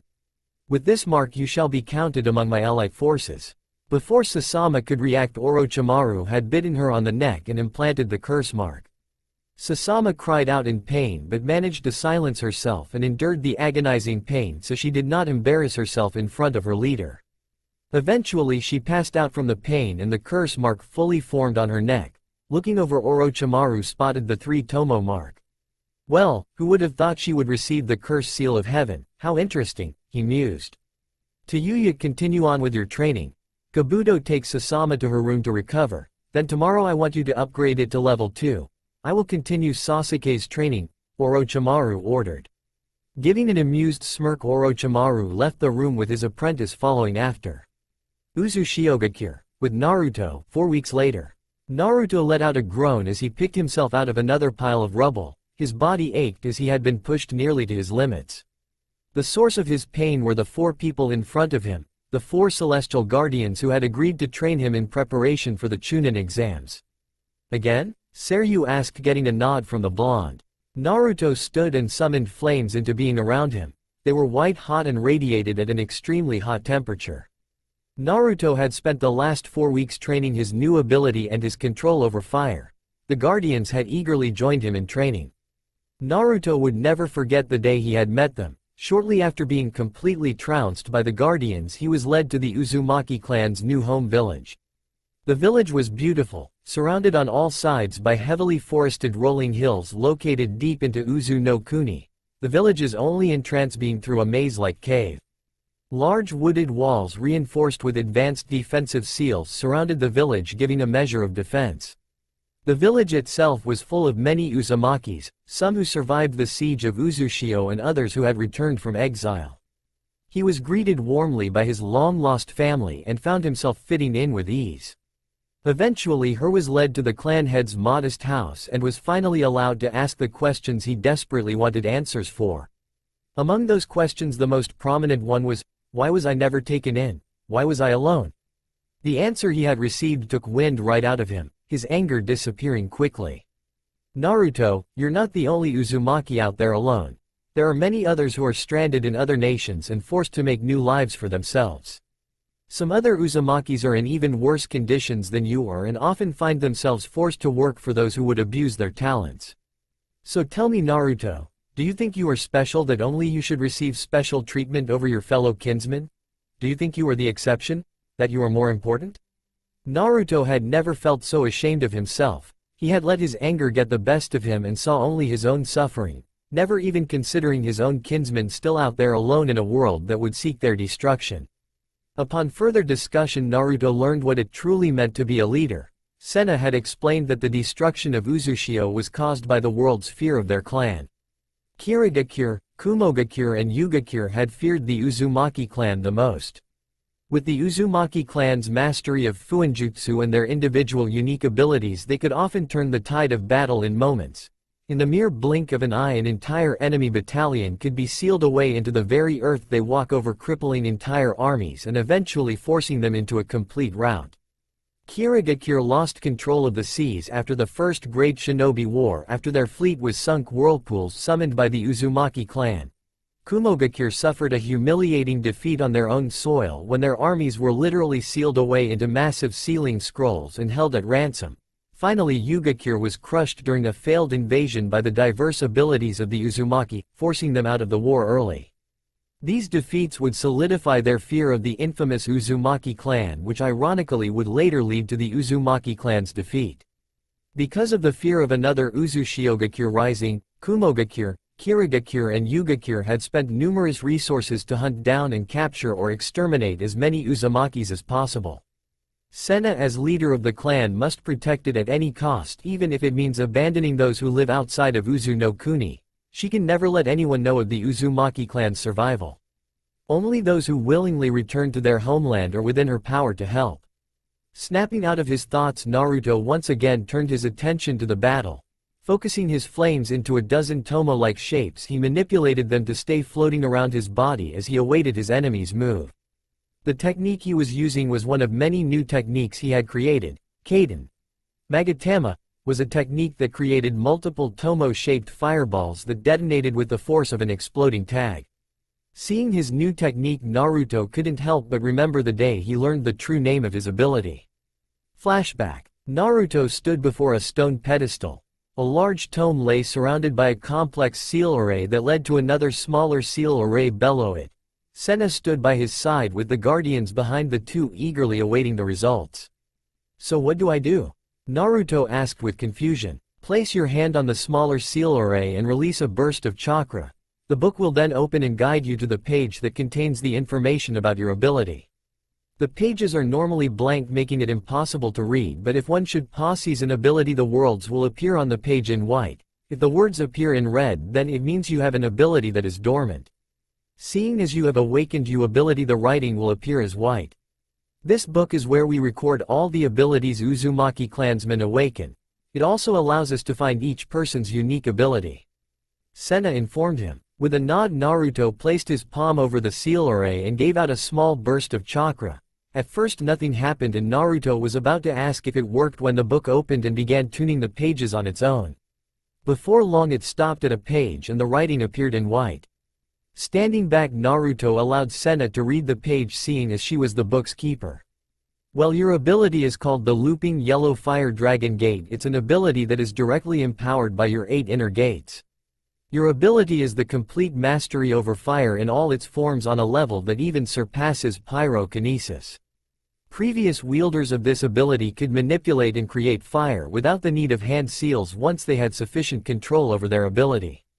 The first person to master this ability could even use the mighty flames of Amaterasu, which is considered to be the peak of fire manipulation. On another note, it is suggested that with better chakra control and high level of fire manipulation will exponentially increase the power, size and heat of the flames that can be commanded. Your ability's weakness is that it is highly temperamental and will be hazardous to anyone around you, Senna finished informing him. Wow, that's pretty cool. I can already think of so many possibilities.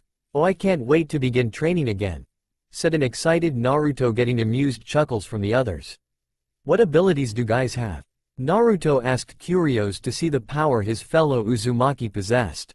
Well, my ability is called Looping Green Wind Dragon Gate and it allows me mastery over wind. I mainly use for my Imperial Deer Legs technique, which allows me to gather wind chakra to my legs for increased speed, leg strength, and jumping ability.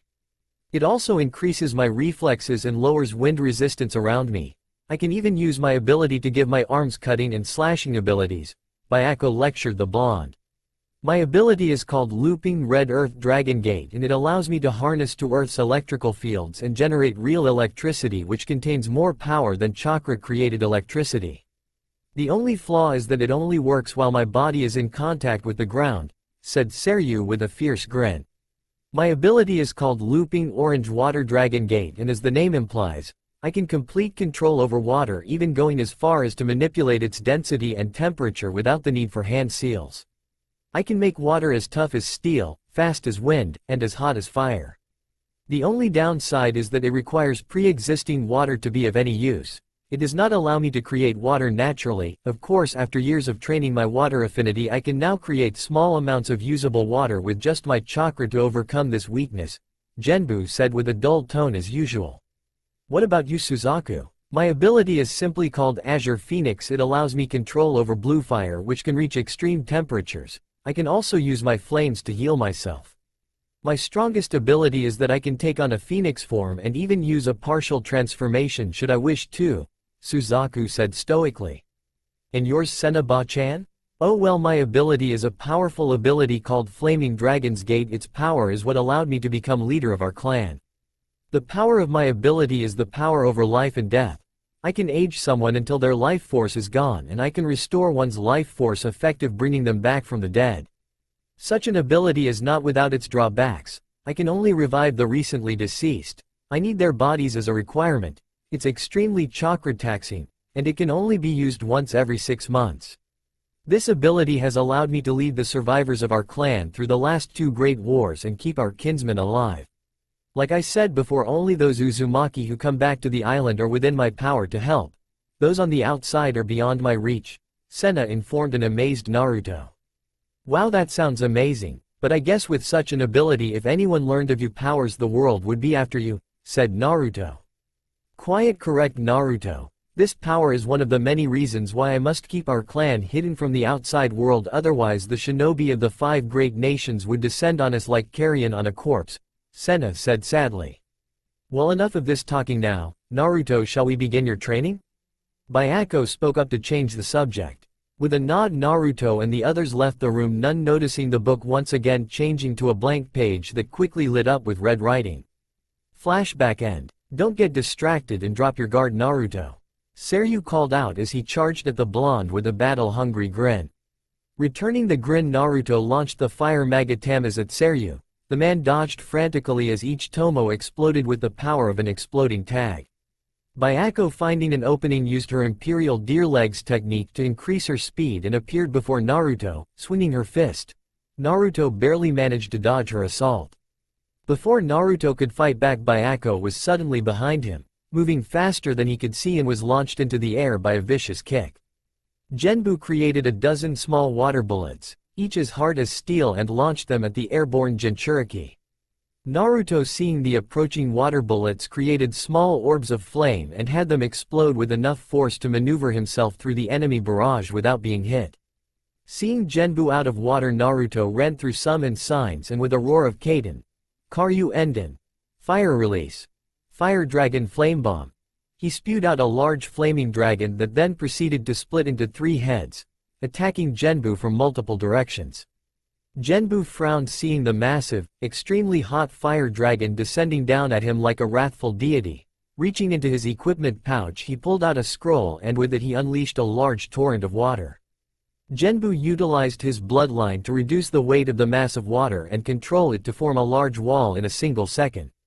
The fire dragon impacted the wall with a roar and turned the mass of water into boiling hot mist. Fortunately for Genbu, the dragon was doused by the water. Using his bloodline, Genbu then lowered the temperature of the mist from boiling to very cold and then proceeded to merge with the mist itself. Naruto plowed straight into the mist and immediately found himself shivering from the low temperature. He had assumed that the mist would be hot from his fire technique, allowing him to fight under his own conditions, but it seems his relative took the advantage before he could capitalize on the opportunity. Before Naruto could think of a new strategy, he was immediately assaulted by small water blades. Naruto quickly figured out that Genbu had used his bloodline to manipulate the water molecules in the mist to form blades to discreetly attack Naruto when he landed. Suffering a number of lacerations over his body and having been unable to locate his attacker, Naruto did the only thing he could think of. Surrounding his body in a dome of fire, he quickly expelled the flames outward, clearing the mist and leaving Genbu covered with light burns from the unexpected attack. Conjuring up some more flames, Naruto prepared to battle the wounded guardian when a barrage of lightning slammed into his back. Naruto lost control of the flames, causing them to dissipate, and he collapsed onto the ground in a fit of pain. You left your guard open again. Remember, no matter what, never drop your guard in a battle, even if the enemy appears to be defeated, Seryu lectured the groaning blonde. Yes, sensei. Naruto managed to mumble out through gritted teeth as the spasms racking his body finally ended. Very good, Naruto, you have done well these last few weeks. I have no doubt you will triumph in your exams. Byako complimented him proudly, causing Naruto to blush at the praise. Hey Genbu, what was that attack you used? I couldn't even see it yet I kept getting hit? Naruto asked the giant of a man. That was my Kasumagiri, mist beheading, technique. It creates water blades formed out of the mist and strikes unseen at the enemy. The technique at full power can decapitate someone, hence the name, said Genbu with surprising excitement. It wasn't often that people took an interest in him or his techniques, especially since he had such an intimidating figure. Genbu found it nice that Naruto was not scared of him and had even befriended him when so many others kept their distance. Good work, Naruto, your improvement is astonishing. You would make a fine guardian should you join, but alas, it's a shame you have decided to leave. Suzaku spoke up in his usual regal tone. Unfortunately, as much as I would like to stay, I have other commitments I must live up to, and I wouldn't want to bring the Akatsuki to my clan's home.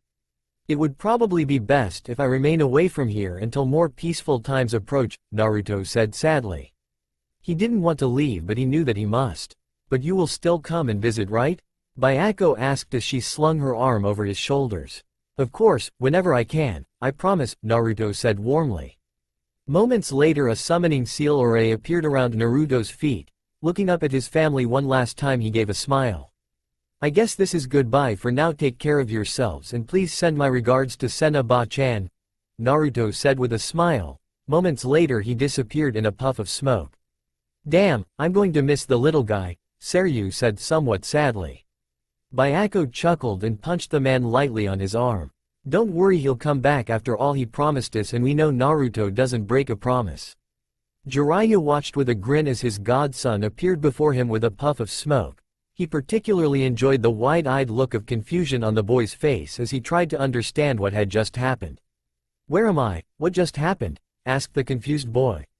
You're just outside the border of Tanigakure no Sato. As for what happened, well, you just got reverse summoned to my location, Jiraiya said with a smirk. Arrow Senin. Naruto shouted in joy at seeing his sensei. Jiraiya face planted the ground upon hearing his old nickname. Damn it, brat, stop calling me that. The sage shouted, getting a laugh from the boy. Jiraiya took a moment to study his student. The boy definitely looked stronger and he held an aura of peace about him. What Jiraiya truly noticed most was that Naruto looked as if a huge weight had been lifted from his shoulders, like he had finally been able to put some doubts to rest. So how was your training, was it productive? Asked the white-haired man. Naruto went to respond but quickly remembered some last words from his Ba-chan. Remember, Naruto, never mention what you saw here. Never reveal how you learned to control your powers, and most of all, never reveal the survival of our clan to anyone. The world tried to hunt us to extinction because of their fear once. If word got out that we had survived, they will no doubt try again.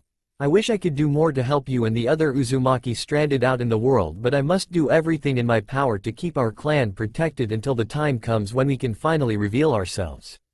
So until then, you'll just have to keep up the act of being one of the few surviving Uzumaki left in the world. My training was great. I learned a lot from some old tomes I found inside what I assumed to be the clan head's house. I just spent the rest of the month training my ability, Naruto said, only revealing little of what actually happened. I can tell you have gotten stronger, and you seem to picked up a new outfit while you were gone, Jiraiya spoke, eyeing his student's new uniform. Naruto still wore a black long-sleeved shirt along with long black pants. He also wore arm guards and a royal blue high-collared long-sleeved haori with dark red trimming. The Uzumaki swirl lay imprinted on the back of his haori. Oh, this, I found it among the ruins and it just happened to be my size, so I decided to take it along with some other things, was Naruto's response. Jiraiya nodded. Well, anyway, your comrades have also shown up for the exams and we're just now waiting on you, so let's go. Tanigakure Academy. Walking through the crowd of ninja from all corners of the continent, Naruto searched for his teammate Sakura. He saw genin from villages he had never even heard of before: Hoshigakure no Sato, Hidden Star Village; Ishigakure no Sato, Hidden Stone Village; and even Shimogakure no Sato, Hidden Frost Village. Naruto was excited to see what they could do. Using his clan's chakra sensing technique, Kagura Shingen, Mind's Eye of the Kagura, Naruto spotted out the strongest teams. The first was a squad was from Kumogakure. It consisted two kunoichi, one a busty blonde and the other a dark-skinned redhead, and the last member was a dark-skinned man with blonde hair. All three carried swords. The second squad was one from Hoshigakure. It had a dark-haired boy wearing a dark gray shirt and gloves with light gray pants, a sickly-looking white-haired boy wearing a pale green kimono, and a brunette kunoichi wearing a light pink blouse with a turquoise dress over it along with light pink leg warmers. While the group didn't look particularly powerful, they held a special chakra that felt toxic. The third team was a complete unknown. It consisted of three kunoichi with no clan or village markings, leaving one to question their loyalty. The first kunoichi had short auburn hair with honey brown eyes. She wore a yellow and black bodysuit along with black thigh-high boots. The second kunoichi had dark hair in ponytails, carried a nervous expression on her face, and wore a white kimono-like dress with a red obi. The third kunoichi had short blonde hair and blue eyes. She wore a black leather top up from her belly and leather bloomers with stockings. The final team, much to Naruto's surprise, was from Otogakure. Sasuke appeared to be leading the squad along with an orange-haired kunoichi, and again to his shock was the red foul-mouthed kunoichi from the retrieval mission.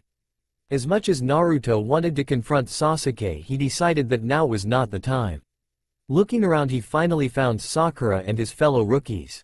Naruto was amazed at Sakura's transformation. She had definitely grown stronger. Sensing her chakra, he could tell she was now solid Chunin level, a massive improvement from the weak genin she was 6 months ago.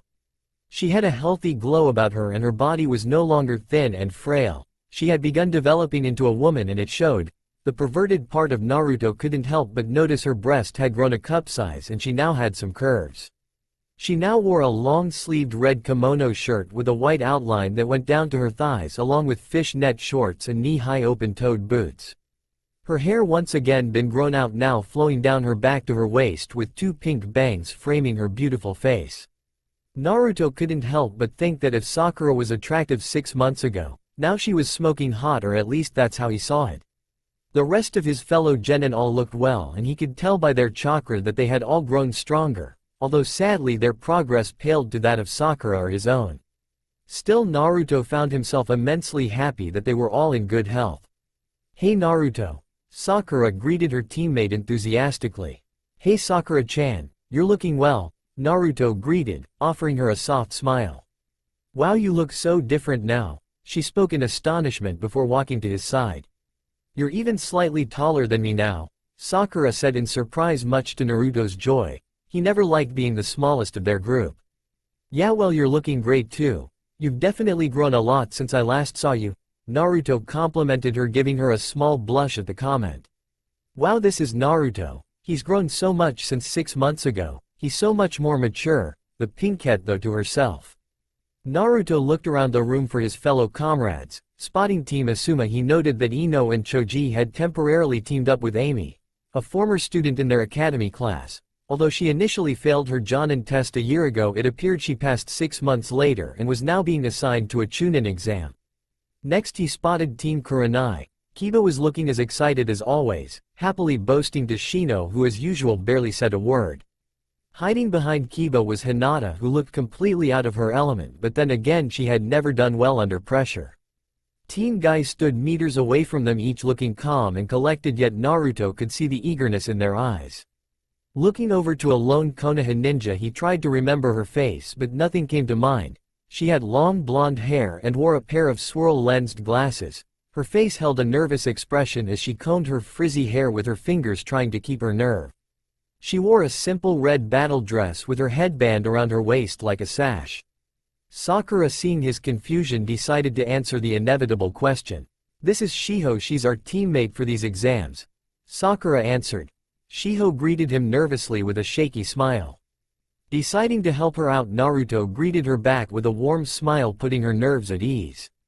Sakura smiled as she watched her two teammates conversed happily, Shiho's nerves clearly having settled. Even to this day, Sakura was still amazed at the effect Naruto's presence had on people. Training field. Later that day, after having filled in the paperwork and signed their team into the Chunin exams, Team 7 along with the other competitors were dismissed until the next day when the Chunin exams would begin. Seeing an opportunity for some last-minute training, Naruto decided to wander off to a training ground. Meanwhile, Sakura and Shiho had decided to try out the hot springs with their fellow Konoha Kunoichi. Reaching out with his sensory abilities, he easily picked up 6 chakra signatures following him. One he easily recognized as Sasuke, the others were the 3 mysterious Kunoichi along with the big-chested woman from Kumogakure. The final signature was suppressed, leading Naruto to believe it was an Anbu from Tanigakure, keeping an eye out on the group of stray genin. Stopping in the center of the training ground, Naruto waited patiently for Sasuke to finally reveal himself. Before long, the Rouge Uchiha appeared before the blonde, his arrogant smirk still plastered to his face. "What do you want, Sasuke?" Naruto asked suspiciously. After their final bout in the Valley of the End, Naruto would forever remain cautious around Sasuke as it was clear he could not be trusted. "What's this no greeting, not even going to beg me to come back to Konoha?" the Uchiha stated mockingly. "If you came here to waste my time, then beat it, I'm not interested in dealing with your ego," Naruto spat back. Sasuke bit back a laugh at seeing his old comrade's feisty nature. "You're still the same hot-headed clown I left defeated from 6 months ago, while I have grown in leaps and bounds, so watch your mouth and don't get cocky," Sasuke retorted. Taking a deep breath, Naruto calmed his anger like he was trained to do. Looking at Sasuke calmly, he began building up his chakra for the inevitable conflict. "Sasuke, I'm only going to say this once and once only. Surrender yourself over to the Hokage or face your execution," Naruto spoke calmly. Sasuke snorted and unsheathed the chokodo strapped to his waist. You don't seriously believe I'm going to go back to that cluster of huts you call a village? And here I thought you might have matured. Tch, guess I was wrong. Sasuke insulted, causing Naruto to sigh. Well, I tried. Guess I have no choice but to kill you, spoke a resigned Naruto. Pulling out a handful of shuriken, he launched them at the Uchiha, and without hand signs he spewed out a burst of fire to coat the shuriken with flame. Seeing the oncoming barrage of flaming shuriken, Sasuke dodged with the aid of his Sharingan while thinking of the familiarity of the technique. That jutsu was the Kaden. Hosenka Sumabeni, fire release. Phoenix Sage Flower Nail Crimson. I remember because Itachi used to use it during his training with Shisui, but Naruto didn't use hand signs unlike Itachi. How did he do that? Sasuke though furiously as he dodged the flaming shuriken and charged Naruto with his blade. Naruto, seeing Sasuke charge at him with a sword, elected to wrap his arms in chakra chains and block Sasuke's strikes. The two rivals clashed for the next few moments, with neither gaining any ground until the two hit a deadlock. Naruto smirked at seeing his defense working against a sword, but then again he really had no doubt about its success. After all, it was his clan's jutsu. Are you sure you know how to use that sword, Sasuke? I mean, it's only been 6 months since we last fought, and there is no way you could have become proficient at Kenjutsu in such limited time. Naruto questioned, getting a glare in response. Sasuke grunted with exertion as he tried and failed to cut through the chains on the blonde's arms. Activating Chidori on his blade, his temper almost reached its limit when the sword still failed to cut the chains. For once Naruto was truly enjoying tormenting someone. It normally went against his nature, but seeing his rival so pathetically frustrated somehow made Naruto want to smile. Damn it, Dobi, why isn't it cut through? Sasuke snarled. Naruto decided to take the opportunity to mess with Sasuke's head. These chains are a Uzumaki clan technique, far superior to that pathetic excuse of a butter knife you call a sword, Naruto mocked. These chains aren't made of steel, so they can't simply be cut through, nor can they be used as a conductor for lightning. Plus they have the strength to pin down a Biju. Struggle all you want, Sasuke, you won't be able to defeat my chakra chains. You little... Whatever Sasuke was going to snarl was interrupted by a chain-covered fist slamming into his face, launching him across the training field. The shadow clone of Naruto that hit Sasuke then appeared by the original side. Sasuke groaned as he picked himself up off the ground. Blood spilled down the side of his face from the split eyebrow Naruto had caused. Despite that he had suffered the first wound of the battle, he couldn't help but enjoy himself. Sasuke didn't join the Chunin exam for promotion, he joined for an opportunity to test his limits and fight difficult battles, and he was clearly getting what he wanted. Chuckling lightly, Sasuke regained his bearings. It was careless of me to forget your skills with the Kage Bushin. Shadow clone. That was a clean hit, I'll give you that, but don't get cocky and let your guard down. He spoke darkly, his Sharingan spinning dangerously. Wouldn't dream of it, but what do you say we stop messing around and heat things up? Naruto responded, summoning flames to the palms of his hands. Fire well, from that distance it won't be much use to you, Sasuke said as he ran through familiar hand signs. Chidori from that distance is almost guaranteed to miss. Just what does he think he's doing? Naruto thought, confused. Chidori Iso, 1000 birds sharp spear. He called out as a spear of lighting sped out across the field at extreme speeds and pierced the clone. Meanwhile, Naruto jumped up high to avoid the attack. Tch, a damn clone, he cursed. Looking up, he saw a small force of clones coming at him from above. Each drew out a kunai and launched it at the grounded Uchiha, who easily dodged with the aid of his dojutsu. Chidori Senbon. He growled out as he unleashed a barrage of deadly accurate lightning needles to impale the clone group, dispelling them. Looking around for any more clones along with the original, he sighted the weapons around him and smirked. Same old Naruto, you still predictable with your clone tactics, he thought. Chidori Nagashi, 1000 birds current. He whispered out as he released an electrical discharge of lightning and as predicted dispelled all the transformed clones around him. He frowned when the real Naruto was not among them. From behind a tree, Naruto spied on Sasuke's battle with the clones. Meanwhile, he was processing the experience the dispelled clones sent back to him. Naruto was surprised by the different variants of Chidori Sasuke had created and frowned in slight jealousy when he realized he had not done the same for his Rasengan. Stepping out onto the field, he gazed impassively at Sasuke. Seeing the Uchiha about to perform the Chidori spear again, having now recognized the hand signs, he called upon his flames and with a cry of Kaden Magatama he unleashed a volley of fireballs. Sasuke cursed as his jutsu was disrupted by another seal-less jutsu and began dodging for his life. One of the Magatama exploded near him, knocking him off his feet, but he managed to regain his footing. Sasuke was still surprised at the technique's explosive power and resolved to not be hit.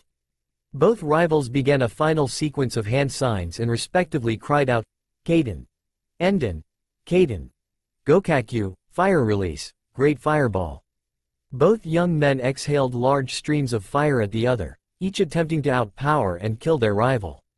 The ground beneath the deadlock was scorched black from the intensity of the blaze as both fire users stubbornly fought on. Eventually Naruto's inherent skills and ability won out, though it helped that the long exchange had allowed Naruto to add more toad oil to his flames.